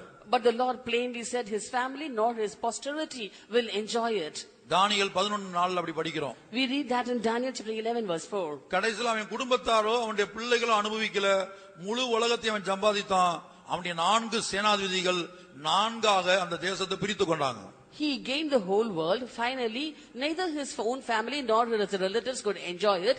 He had 4 army generals. All those 4 army generals divided his vast empire into 4, and each one of them took one. மரிக்கும் போது அலெக்சாண்டருக்கு இந்த புத்தி வந்தது. When Alexander was about to die, he gained this wisdom. அவன் சேனாதிபதிகளை பார்த்து சொன்னானாம், Looking unto his army generals, he said, என்னை அடக்கம் பண்ணும்போது என் பெட்டியில என்னுடைய 2 கையும் வெளியே வச்சு அடக்கம் பண்ணுங்க. When you bury me, put both my hands outside the coffin. என் சரித்திரத்தை படிக்கிற ஒவ்வொருத்தனுக்கு இது பாடமா இருக்கட்டும். Let this be a lesson to everyone who reads my history. கிட்டத்தட்ட 33 வயதுல முழு உலகத்தையும் சம்பாதிச்சேன். At the age of 33, I gained or captured the whole world. ஆனா இப்ப போகும்போது நிர்வாணியா போறேன், கையில ஒண்ணும் கொண்டு போல. But when I go back naked, empty or bare. I'm not taking anything with me. என் சரித்திரத்தை படிக்கிற ஒவ்வொருத்தனும் சம்பாதிக்கணும், சொத்து சேர்க்கணும் அப்படின்னு சொல்லி பிரயாசப்படுகிற ஒவ்வொருத்தருக்கும், என் சரித்திரத்தை படிக்கிற ஒவ்வொருத்தருக்கும் இது பாடமா இருக்கட்டும். And everyone who is always minded about earning money, let this be a lesson to them when they read my history. ஆகவே பொருளாசை விக்கிரக ஆராதனையா இருக்கிறது. Therefore covetousness is idolatry. அது ஒரு வீட்டின் மேல உள்ள ஆசையா இருக்கலாம். It might be a desire over a house. இப்போ ஒரு வீட்டை பார்க்கும்போது சிலருக்கு என்ன உண்டாங்கன்னா அதே போல வீடு கட்டணும். Suppose some people see at good houses, they have a desire to build a similar house. சிலருக்கு ஆசை என்னன்னா, நான் கட்டுற வீட்டை போல உலகத்துல ஒரு வீடு இருக்க கூடாது. Some people have a desire of a different sort. Nobody in this world should have a house the way I build my house. நான் வைத்திருக்கிற செல்போனை போல ஒருத்தட்டையும் செல்போன் இருக்க கூடாது. Nobody should have cell phones as I have. தேவைக்கு cell phone தேவைதான். Cell phone is necessary for us. Computer தேவைலாம். Computer is necessary. ஆனா அது சிம்பிளா இருக்கணும். But that must be simple. 1000 ரூபாய்க்கு செல்போன் இருக்குது. There is a cell phone for 1,000 rupees. 50,000 ரூபாய்க்கு இருக்குது. And a cell phone even for 50,000 rupees. ஏசாயால படிக்கிறோம். In the book of Isaiah we read, சர்வ சிங்காரத்தின் மேன்மையை கர்த்தர் குலைத்து போடுவார். The Lord will strain the pride of all glory. சர்வ சிங்காரத்தின் மகிமை மேன்மை. The Lord will stain the pride of all glory. ஒவ்வொரு காரியமும் சிங்காரமா இருக்கணும். Everything must be glorious. போட்டிருக்க செருப்பு முதற்கொண்டு, Right from the slippers or footwear they wear. செருப்பு முதற்கொண்டு எப்படி இருக்கணும்? சிங்காரமா இருக்கணும். Right from the footwear they wear must be glorious to look. 10 ரூபாய்க்கு 20 ரூபாய்க்கு 100 ரூபாய்க்கு செருப்பு வாங்கலாம். We can get footwear even for 10 or 20 or 100 rupees. 5999 ரூபாய் 95 காசுக்கு வாங்கலாம். And also we can get a footwear at the cost of 5,999 rupees 95 paisa. நான் பொருளாசையை குறித்து சொல்லிக் கொண்டிருக்கிறேன். I'm telling about covetousness. அது விக்கிரக ஆராதனை. That is idolatry. எங்க வாசிக்கிறேன்? Isaiah chapter 23 verse 9. எசையா 23:9. சர்வ சிங்காரத்தின் மேன்மையை குலைக்கவும் பூமியின் கனவான்கள் யாவரையும் கனஈனப்படுத்தவும் சேனைகளின் கர்த்தரே இதை யோசித்து தீர்மானித்தார். The Lord of hosts had purposed it to stain the pride of all glory and to bring into contempt all the honorable of the earth. அப்ப இங்க கர்த்தர் என்ன சொல்லுகிறார்? What does the Lord say here? சர்வ சிங்காரத்தின் மேன்மை. The pride of all glory. அதான் சர்வ காரியத்திலும் போட்டிருக்க செருப்பு முதற்கொண்டு, that is right from everything from the footwear they wear, கட்டி இருக்கிற வாட்ச் முதற்கொண்டு, and the watch they are wearing, வாங்குற பயன்படுத்துற செல்போன் முதற்கொண்டு, the cell phones that they use, வாகனங்கள் முதற்கொண்டு, and the vehicles they use, வஸ்திரங்கள் முதற்கொண்டு, and the garments they use, எல்லாமே in everything. எந்த சர்வம்னு எழுதப்பட்டிருக்கு. எந்த காரியமும், and it is written in everything. நான் பயன்படுத்துற பொருள் உலகத்துல யார்ட்டையும் இருக்க கூடாது. The thing that I use must be unique. Nobody should have it. இல்ல அவங்கள காட்டிலும் நல்லா இருக்கணும். Or mine must be better than theirs. என்னுடைய வாகனம் வந்து அவங்கள காட்டிலும் நல்லா இருக்கணும். My vehicle must be better than theirs. இப்படி ஒவ்வொரு காரியத்திலையும், in this way, in every matter. இப்படி ஜீவிக்கிறவர்களை கர்த்தர் என்ன செய்றாராம்? கனஈனப்படுத்த தீர்மானித்தாராம். And God decided to bring all those into contempt. பூமியின் கனவான்கள் யாவரையும் கனஈனப்படுத்தவும், to bring into contempt the all honorable of the earth, சர்வ சிங்காரத்தின் மேன்மையை குலைக்கவும், to stain the pride of all glory. அப்ப என்ன நடக்கும்? இப்படி சம்பாதிக்கிற பணத்தை எல்லாம் சீப்போன்னு தெருக்கள் எறிவாங்களாம். So the people who earn their money will be throwing it out in the streets. என்ன இப்படி சம்பாதிச்சு தேவ சமூகத்தை விட்டுட்டு ஜெபங்களுக்கு வராம, இப்படிப்பட்ட சுத்தீர் கூட்டங்களுக்கு வராம, ஆண்டவரோடு இல்லாம, தனி ஜெபம் பண்ணாம, வரிக்கு ஆயத்தப்படாம சம்பாதிச்சு சேர்த்து வச்சாங்க. வரிகளை கைவிடப்பட்டு கடைசியில் என்ன செய்வாங்க? அந்த பணத்தை எல்லாம் தெருக்கள் எறிவாங்களாம். And not coming for the sanctification meetings or the service or any other meeting, not having family prayers and personal prayers, all the while they were minded about earning more and more, and they kept on earning, and then finally they were left behind in the coming of the Lord. And so after that, that money was of no use, and they, detesting the money, threw it out in the streets. எசேக்கியேல் 7ஆம் அதிகாரத்தில் வாசிக்கும்போது, when we read in Ezekiel chapter 7, தெருக்களில் எறிந்து விடுவார்கள். they will cast it out in the streets. வாசிங்க 7ஆம் அதிகாரம் 19ஆம் வசனம். Ezekiel chapter 7 verse 19. தங்கள் வெள்ளியை தெருக்களில் எறிந்து விடுவார்கள். அவர்களுடைய பொன் வேண்டா வெறுப்பாயிருக்கும். கர்த்தருடைய சினத்தின் நாளிலே அவர்கள் வெள்ளியும் அவர்கள் பொன்னும் அவர்களை விடுவிக்க மாட்டாது. அவர்கள் அதனால் தங்கள் ஆத்துமாக்களை திருப்தியாக்குவதும் இல்லை, தங்கள் வயிறுகளை நிரப்புவதும் இல்லை. அவர்கள் அக்கிரமமே அவர்களுக்கு இடரலாய் இருந்தது. They shall cast the silver in the streets, and the gold shall be removed. The silver and the gold shall not be able to deliver them in the day of the wrath of the Lord. They shall not satisfy their souls, neither fill their bowels, because it is a stumbling block of their iniquity. 20ஆம் வசனம் வாசிங்க. Verse 20. அவருடைய சிங்காரத்தின் மகிமையை அகந்தைக்கென்று வைத்து அதிலே அருவருக்கப்படத்தக்கதும் சீ என்று இகழப்படத்தக்கதுமான காரியங்களின் விக்கிரகங்களை உண்டு பண்ணினார்கள். ஆகையால் நான் அவைகளை அவர்களுக்கு வேண்டா வெறுப்பாக்கி, As for the beauty of his ornament, he set it in majesty, but they made the images of the abominations and of the detestable things for therein. Therefore have I set it far from them. இந்த கர்த்தருடைய சினத்தின் நாள் என்பது மகா உபத்திர காலத்தை காட்டுகிறது. The day of the wrath of the Lord shows the period of great tribulation. அப்ப அநேகர் ஒன்ன சம்பாதிப்பதற்காக தானே நான் கூட்டங்களுக்கு ஒழுங்கா போகல. Many will say unto these things, to earn or gain you only, I did not go to the meetings regularly. ஒன்ன சேமித்து வைப்பதற்காக தானே நான் தனி ஜெபம் பண்ணல, பொது ஜெபம் பண்ணல, ஜெபங்கள் என்னுடைய ஜீவியத்துல ஜெபிக்கிற அனுபவம் இல்ல என்று சொல்லி, அதனாலதான் நான் வரிகளை கைவிடப்பட்டேன்னு சொல்லி அதை சீ என்று தெருக்கல்ல எறிவாங்களாம். Only to save you and gather you carefully did I not go to the meetings. I did not have personal prayer. I did not go for the common prayers, and I avoided God's presence. So now I've been forsaken by the Lord in His coming. Saying so, they'll cast it out in the streets, saying that it is detestable. ஆகவே விக்கிரக ஆராதனை நம்முடைய ஜீவியத்தில் உண்டா? Therefore, is there idolatry in our life? பொருளாசை உடையவர்களாய் நாம் காணப்படுகிறோமா? Are we covetous? பொருளை சம்பாதிப்பதற்காக, சேமித்து வைப்பதற்காக, தேவ சமூகத்தை, தேவன் தருகிற நம்முடைய பூரணத்துக்காக, தேவன் நமக்கு தருகிற வெளியேறப்பட்ட தருணங்களை அலட்சியம் பண்ணி விட்டு விடுகிறோமா? Are we despising and missing God's presence and the precious time that the Lord has given for our sanctification just to earn more and more money? ஒரே ஒரு காரியத்தை மனதில் நிச்சயப்படுத்திக் கொள்ளுங்க. Make sure one thing in mind. இந்த உலகத்துல உங்களையும் என்னையும் கர்த்தர் உயிரோட வச்சிருக்கிறது நமக்கு ஆயுசு நாட்களை கூட்டி கொடுப்பவருடைய நோக்கம் என்ன தெரியுமா? Do you know the reason why the Lord has kept both you and I alive in this world and has given us length of days? ஒரு 10 லட்சம் சம்பாதிச்சு பேங்க்ல போட்டிருக்கிறேன் அப்படின்றவங்களுக்கு இன்னொரு 10 லட்சம் சம்பாதிச்சுக்கங்கிறதுக்காக ஆயுசு நாட்களை கூட்டி தரல. Suppose a person has got 10 lakhs as savings in his bank. The Lord has not given him length of days just to add another 10 lakhs to his bank account. MPhil முடிச்சிருக்கிறேன் அப்படின்றவங்களுக்கு PhD கூட சேர்த்து முடிச்சுக்கங்கிறதுக்காக ஆயுசு நாட்களை கூட்டி தரல. And for a person who has completed the MPhil, the Lord has not given them length of days just for them to complete PhD. ஒரு முக்கியமான இடத்துல இடம் வாங்கி போட்டிருக்கிறேன் அப்படின்றவங்களுக்கு இடம் வாங்கி போட்டியா அப்போ நல்ல வீடு கட்டு அப்படிங்கிறதுக்காக நமக்கு ஆயுசு நாட்கள் கூட்டி தரல. And for a person who has got a land in a prime location, the Lord has not added length of days to him just for him to give time to build a house in that plot. அப்ப எதற்காக ஆயுசு நாட்களை கூட்டி தர்றார்? Why is he adding days to your life? எப்படியாயிலும் அவரை போல மாற வேண்டும். Somehow you should become like him. எப்படியாயிலும் அவருடைய ரகசிய வருகையில பூரணப்பட்டு அவரை போல மாறி எடுத்துக்கொள்ளப்பட வேண்டும். Somehow should be perfected and should have become like him and should be caught up in his secret coming. இப்போ ஒரு நாளைக்கு 2 மணி நேரம் ஜெபித்துக் கொண்டிருக்கிறோம்னு சொன்னா, Suppose we are praying 2 hours a day.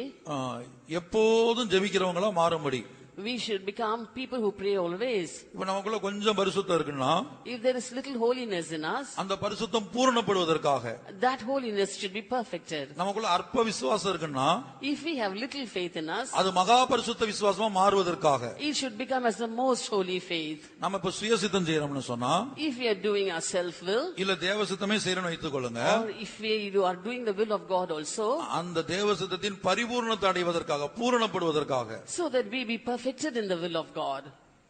இதற்காக தான் ஆண்டவர் நமக்கு ஆயுசு நாட்களை கூட்டி கொடுத்திருக்கிறார். This is the reason why the Lord has added length of days to you. ஆகவே இந்த வசனங்களை கேட்டு ஐயோ வீடு கட்டுறவங்க எதுவும் யோசிக்காதீங்க. Therefore, if you are building a house, if you have listened to these verses, do not think about it. நல்ல வீடுகளை கட்டுங்க, build good houses, ஆனா அதே வேளை அத காரணம் சொல்லி கர்த்தருடைய சமூகத்தை இழக்காதீங்க. but showing that as a cause, do not miss God's presence. கர்த்தருடைய சமூகத்துக்கு அதுக்காக நீங்க வராம இருக்காதீங்க. And for that reason, do not stay away from coming to God's presence. நல்ல நிச்சயப்படுத்திக் கொள்ளுங்க. ஒரு காலத்துல இயேசு இப்ப சப்போஸ் இன்றைக்கு வந்தா என்ன ஆகும், அதை மட்டும் மனதில் வைத்துக் கொள்ளுங்க. But make one thing sure, suppose Jesus comes today. உங்களை கூட்டு போன்னு அவர் நினைக்கிறார். Suppose he is come to take you. நீங்க என்ன சொல்லுவீங்க? What will you say? இல்ல இப்பதான் வீட்டை கட்டிருக்கேன், நான் உள்ளவே போகல.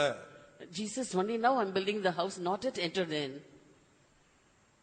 நான் வேதத்துல படிக்கிறோம், வீட்டை கட்டி பிரதிஷ்டை பண்ணாதவன் வந்து என்ன சொல்றாங்க, யுத்தத்துக்கு வரக்கூடாதான்.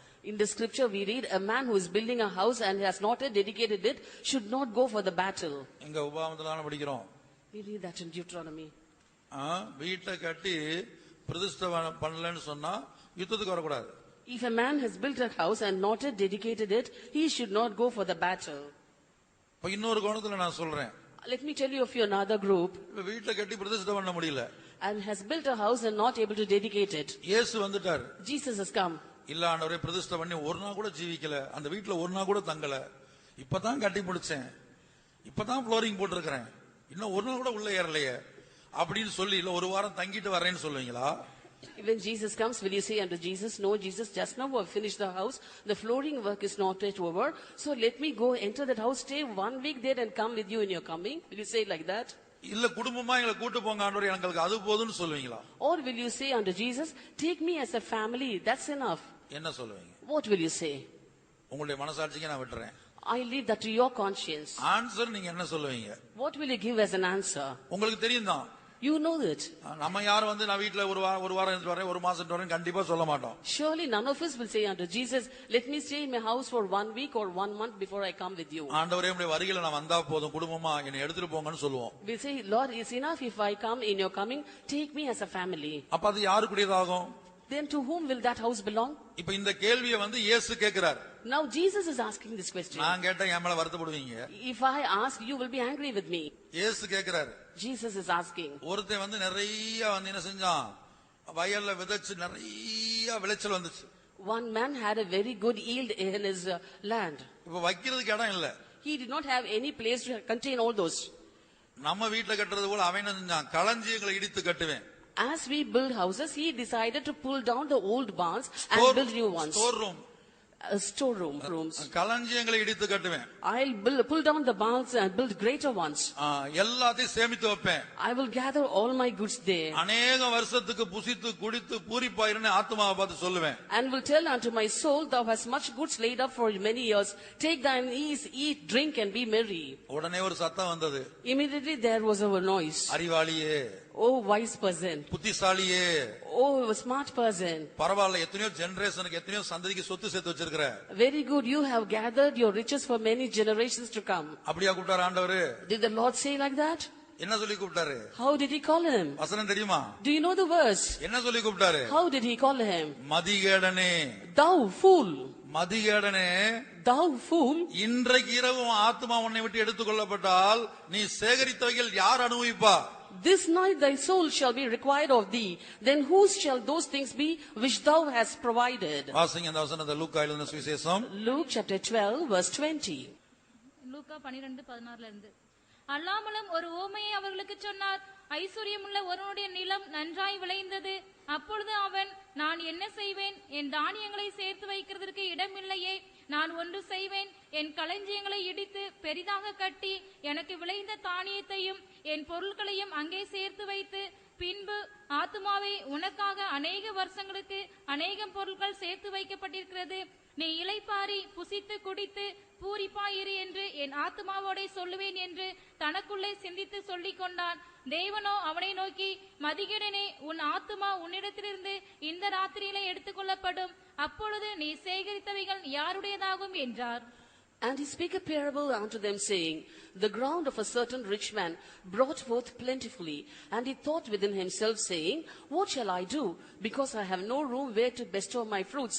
And he said, this will I do. I will pull down my barns and build greater, and there will I bestow all my fruits and my goods. And I will say to my soul, soul, thou shalt have much goods laid up for many years. Take thine ease, eat, drink, and be merry. But God said unto him, thou fool, this night thy soul shall be required of thee. Then whose shall those things be which thou hast provided? கர்த்தருடைய பரிசுத்த நாமத்துக்கு உண்டாகட்டும். Glory be to God's holy name. எவ்வளவு தெளிவாக சொல்றார் பாருங்க. See how clearly he says, இதான் பொருளாசை. this is covetousness. சேமித்து வைப்பேன். I will gather. களஞ்சியத்தை இடித்து கட்டுவேன். I will pull down the barns and build அநேக வருஷத்துக்கு, ஒரு வருஷத்துக்கு இல்ல, அநேக வருஷத்துக்கு சேமித்து வைப்பேன். I will lay up treasures for many years. மதிகேடனே, thou fool, இன்று இரவு உன்னுடைய ஆத்மா உன்னை விட்டு எடுத்துக்கொள்ளப்பட்டால் this night thy soul shall be required of thee. நீ சேகரித்தவைகள் யாருடையதாகும்? Then whose shall those things which thou hast gathered be? ஆகவே தான் தேவ ஜனங்களுக்கு இயேசு ஒரு பிரமாணம் கொடுத்திருக்கிறார். That's why Jesus has given a law for the people of God. பூமியிலே உங்களுக்கு பொக்கிஷத்தை சேர்த்து வைக்க வேண்டாம். Do not gather treasures for you on earth. அப்ப பொக்கிஷத்தை எங்க சேர்க்கணும்? பரலோக லாக்கர்ல சேர்க்கணும். So where should we gather up treasures? In the kingdom of heaven. இப்ப ஆக்சிஸ் பேங்க்ல அக்கவுண்ட் இருக்கும். You'll have an account in Axis Bank.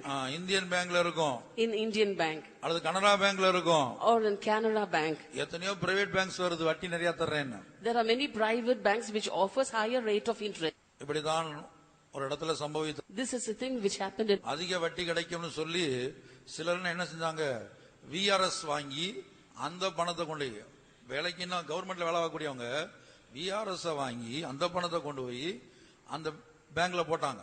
இப்படி கோடிக்கணக்கான பணத்தை விசுவாசிகள் கொண்டு போய் போட்டாங்க. அவன் அவ்வளவுதான் சுருட்டிட்டு போயிட்டான். Certain government employees, desiring a higher rate of interest for the money, opted for VRS, came out, got their money and deposited millions of amounts in private banks, but that person swindled of the money and went away. இன்றைக்கு வரைக்கும் court கேஸ்னு அலைஞ்சிட்டு இருக்காங்க. Till today they are running from pillar to post in courts for the case. அதான் இயேசு சொன்னார், பூமியிலே உங்களுடைய பொக்கிஷத்தை சேர்த்து வைக்க வேண்டாம். And that's what Jesus says, do not gather up your treasures on earth.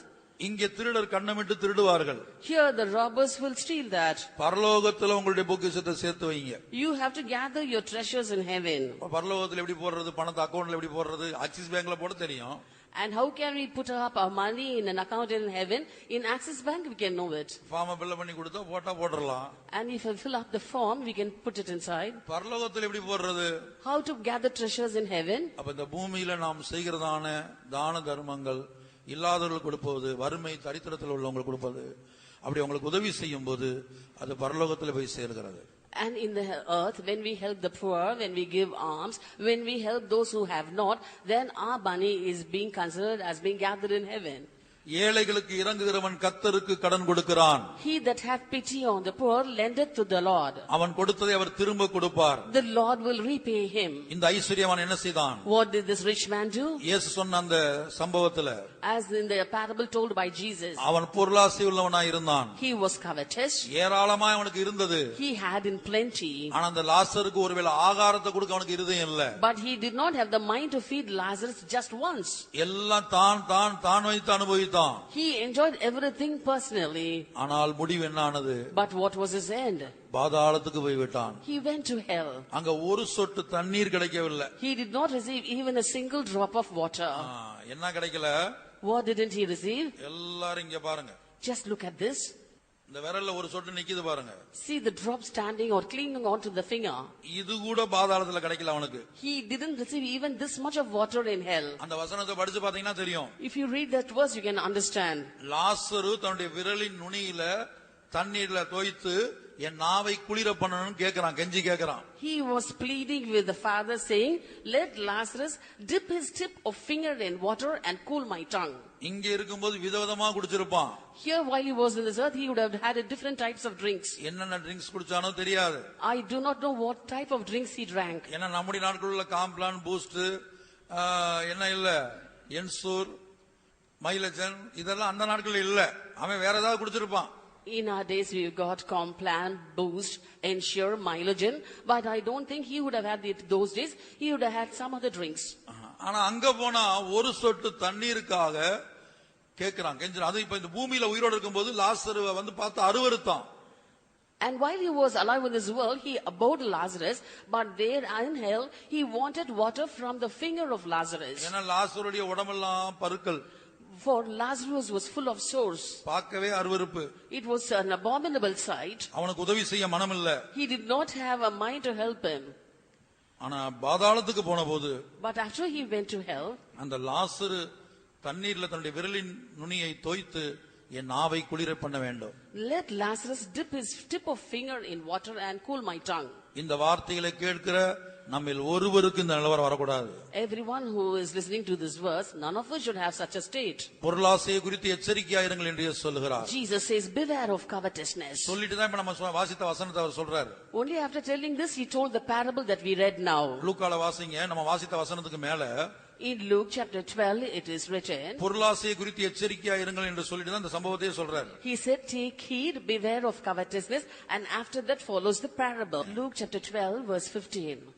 லூக்கா 12:15. பின்பு அவர் அவர்களை நோக்கி, பொருளாசையை குறித்து எச்சரிக்கையாயிருங்கள், ஏனெனில் ஒருவனுக்கு எவ்வளவு திரளான ஆஸ்தி இருந்தாலும் அது அவனுக்கு ஜீவன் அல்ல என்றார். And he said unto them, take heed and beware of covetousness, for a man's life consisteth not in the abundance of the things which he possesseth. பொருளாசை குறித்து எச்சரிக்கையாயிருங்கள். Beware of covetousness. ஒருவனுக்கு எவ்வளவு திரளான ஆசை இருந்தாலும் அவனுக்கு ஜீவன் அல்ல, அது அவனை பரலோகத்துக்கு கொண்டு போகாது. Even though a man has abundance of possessions, that's not his life and it will not take him to heaven. நாம் எல்லாரும் கண்களை மூடுவோம். Let's all close our eyes. இது ஒரு சிறையிருப்பு. This is a captivity. இந்த பொருளாசையில என்கிற சிறைச்சாலையில் அநேகர் சிக்கி இருக்கிறார்கள். Many have been entangled or shut up in the prison called covetousness. வருடக்கணக்காய் சிக்கி இருக்கிறாங்க. For years together they are being shut up. இன்றைக்கு பாத்தீங்கன்னா சிலருக்கு லட்சக்கணக்கா கடன். Today we can see many people have debt which runs to lakhs. அந்த கடனுக்கு காரணம் என்ன தெரியுமா? அதான் பொருளாசை. The reason behind this debt is covetousness. தங்களுடைய தகுதிக்கு மிஞ்சி கடனை வாங்கி ஒரு தொழில் செய்ய போறேன், பிசினஸ் பண்ண போறேன்னு போறது. They want to do a business beyond their ability. Business பண்றதுக்காக கடன் வாங்க வேண்டியது. They borrow money just to do a business. அந்த பிசினஸ் வளர பண்றதுக்காக இன்னும் கடன் வாங்குறது. To develop that business they are borrowing more and more. இப்ப தகுதிக்கு மிஞ்சி அநேகர் கடன் பட்டிருக்காங்க. Beyond their limit they have been in debts. கிறிஸ்தவ வாழ்க்கை எப்படி இருக்கணும்? How should Christian life be? 1 தீமோத்தேயு 6 அதிகாரம் 6 வசனம். 1 Timothy chapter 6 verse 6. போதும் என்கிற மனதுடனே கூடிய தெய்வ பக்தியே மிகுந்த ஆதாயம். But godliness with contentment is great gain. போதும் என்கிற மனது. Contentment. அங்க பொருளாசைக்கு இடம் இல்ல. There's no place for covetousness. கர்த்தர் எனக்கு கொடுத்தது போதும். What the Lord has given is enough for me. கர்த்தர் எனக்கு கொடுத்த வேலை போதும். What the work the Lord has given is enough for me. மனம் திரும்புதலுக்கு ஏற்ற கனிகள். A fruit unto repentance. கர்த்தர் எனக்கு கொடுத்த சம்பளம் போதும். The wages that the Lord has given is enough. கர்த்தர் எனக்கு கொடுத்த ஆசீர்வாதம் போதும். The blessing that the Lord has given is enough. போதும் என்கிற மனது. A contented heart. அதான் தேவ பக்தி. That is godliness. தா தா என்கிற 2 குமாரத்தி அட்டை கொண்டு The horse leash hath got 2 daughters saying, give, give. அட்டையின் குமாரத்திகளா இருக்க கூடாது தேவனுடைய பிள்ளைங்க. Children of God should not be the daughters of the horse leash. தா தா Give, give. என்கிற 2 குமாரத்தி அட்டை கொண்டு The horse leash has 2 daughters. திருப்தி அடையாத 3 உண்டு. There are 3 things that are not enough. போதும் என்று சொல்லாத 4 உண்டு. And there are 4 that say it is enough. எது போதும்னு சொல்லாது? Which says that it is not enough? பாதாளம். Hell. போதும்னே சொல்லாது. It never says it's enough. ஆனா பரலோகம் போதும்னு சொல்லும். But heaven will say it's enough. இயேசு போதும்னு சொல்லுவார். Jesus will say it's enough. சீயோன் என்றால் 144,000 போதும். When we say of Zion, the number is 1,44,000, and after that it says enough. பாருங்க, முதலாம் நூற்றாண்டுல இருந்து இந்த நூற்றாண்டு வரைக்கும் எத்தனை கோடி ஜனங்கள். For right from the 3rd century till the present century, how many millions and millions of people? இத்தனை கோடி ஜனங்கள் சீயோனுக்கு வரணும்னு ஆண்டவர் நினைக்கல. The Lord did not think to take all these people to Zion. ஆனா பிசாசு நினைக்கிறான் அத்தனை கோடி ஜனங்களும் பாதாளத்துக்கு வரணும். But the devil thinks all the millions of millions should come to hell. நீ கிறிஸ்துவா இருக்க விரும்புகிறாயா, அந்தி கிறிஸ்துவா இருக்க விரும்புகிறாயா? Do you want to be like Christ or like Antichrist? நீ இயேசுவை போல மாற விரும்புகிறாயா, பிசாசை போல மாற விரும்புகிறாயா? Do you want to become like Jesus or do you want to become like the devil? முழு உலகத்துல எல்லா ஜனங்களும் பாதாளத்துக்கு வரணும்னு சொல்றான். And he is calling all the people throughout the world to come to hell. எத்தனை ஆத்துமாவை பாதாளத்துக்கு கொண்டு போனாலும் அவனுக்கு போதாது, இன்னும் வேணும், இன்னும் வேணும். Even though he takes many souls to hell, yet is he not satisfied? He says, I want still more and more. ஆனால் இயேசு சொல்லுகிறார் சீயோன் என்றால் 144,000 போதும். But Jesus says, when we say of Zion, it is enough of 1,44,000. அதுபோல புதிய எருசலேம் என்றால். Similarly, when we say of New Jerusalem, வெளிப்படுத்தின விசேஷம் 21 அதிகாரத்தில் ஒரு அளவு கொடுக்கப்பட்டிருக்கிறது. in the book of Revelation chapter 21, a measure has been given. இப்ப இந்த ஹால்ல ஒரு நீளம் ஒரு அகலம் இருக்குது. There is a length and breadth for this hall. இதுல கொண்டு வந்து ஒரு 10,000 பேரை உட்கார வைக்க முடியாது.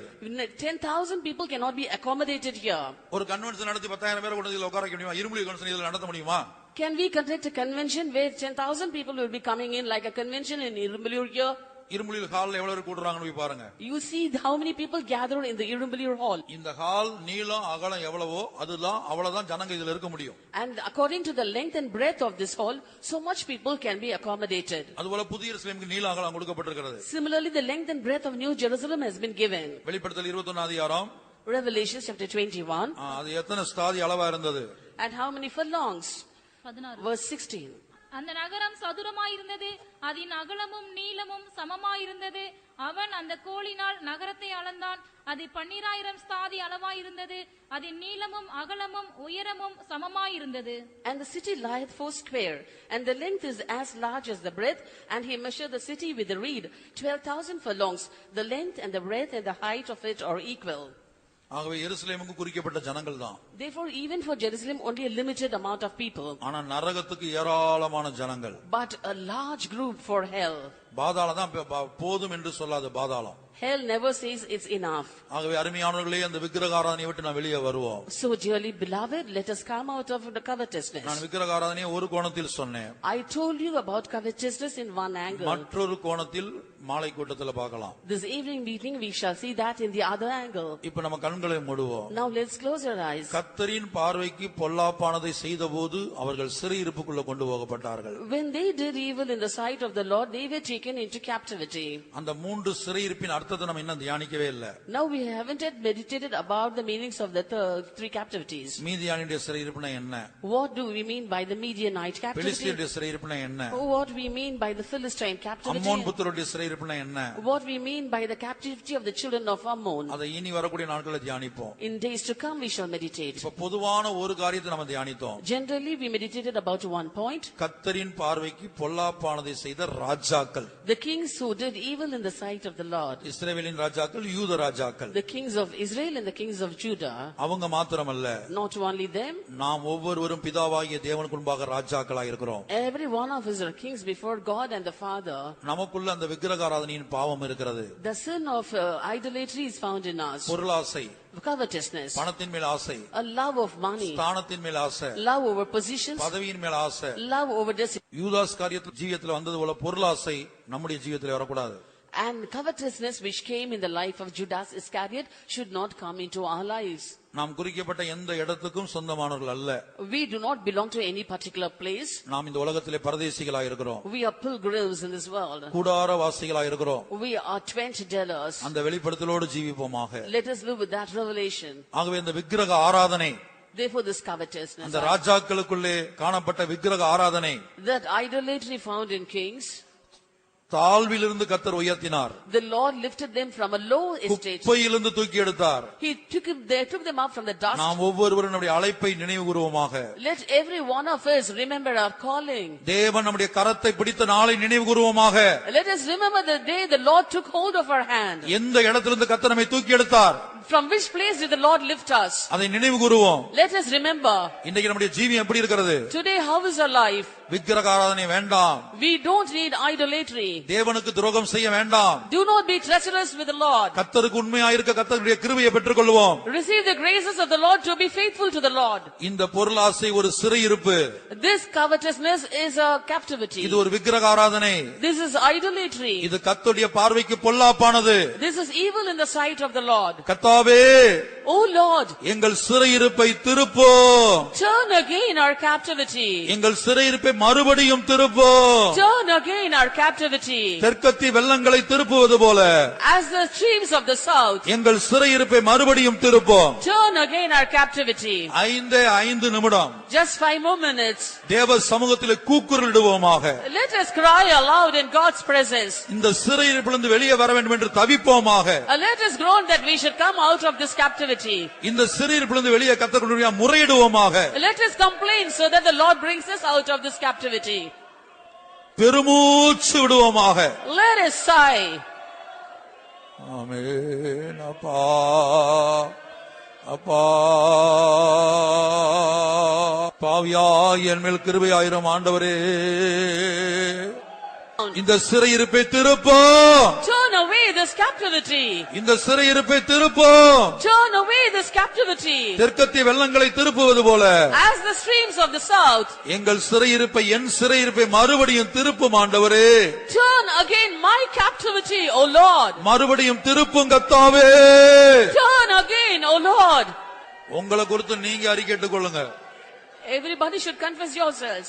இந்த நேரத்தில் கூக்குரலிட வெட்கப்படுவாயானால், If you feel shy to cry aloud now, வருகையில கைவிட்டு அந்திக்கு சொல்லி ஆட்சியில கூக்குரலிடணும். and you'll be forsaken in the coming of the Lord, and you will have to cry aloud in the reign of Antichrist. அந்திக்கு சொல்லி ஆட்சியில ஐயோ ஐயோ என்று கத்த போகிறாயா? During the reign of Antichrist, are you going to cry out, oh, oh? இல்ல இந்த கிருபையின் காலத்துல, Or in this dispensation of grace, இந்த சுத்திகரிப்பின் நாட்கள்ல in the days of sanctification? இயேசுவே என்று கத்த போகிறாயா? Or are you going to call out, Jesus? பாவியாய் என் மேல் கிருபையாயிரும். be merciful unto me, a sinner. சிறையிருப்பை திருப்பும் கர்த்தாவே. Turn away my captivity, O Lord. தெற்கத்தி வெள்ளங்களை திருப்புவது போல As the streams in the south. கர்த்தாவே என் சிறையிருப்பை மறுபடியும் திருப்பு. Turn again our captivity, O Lord.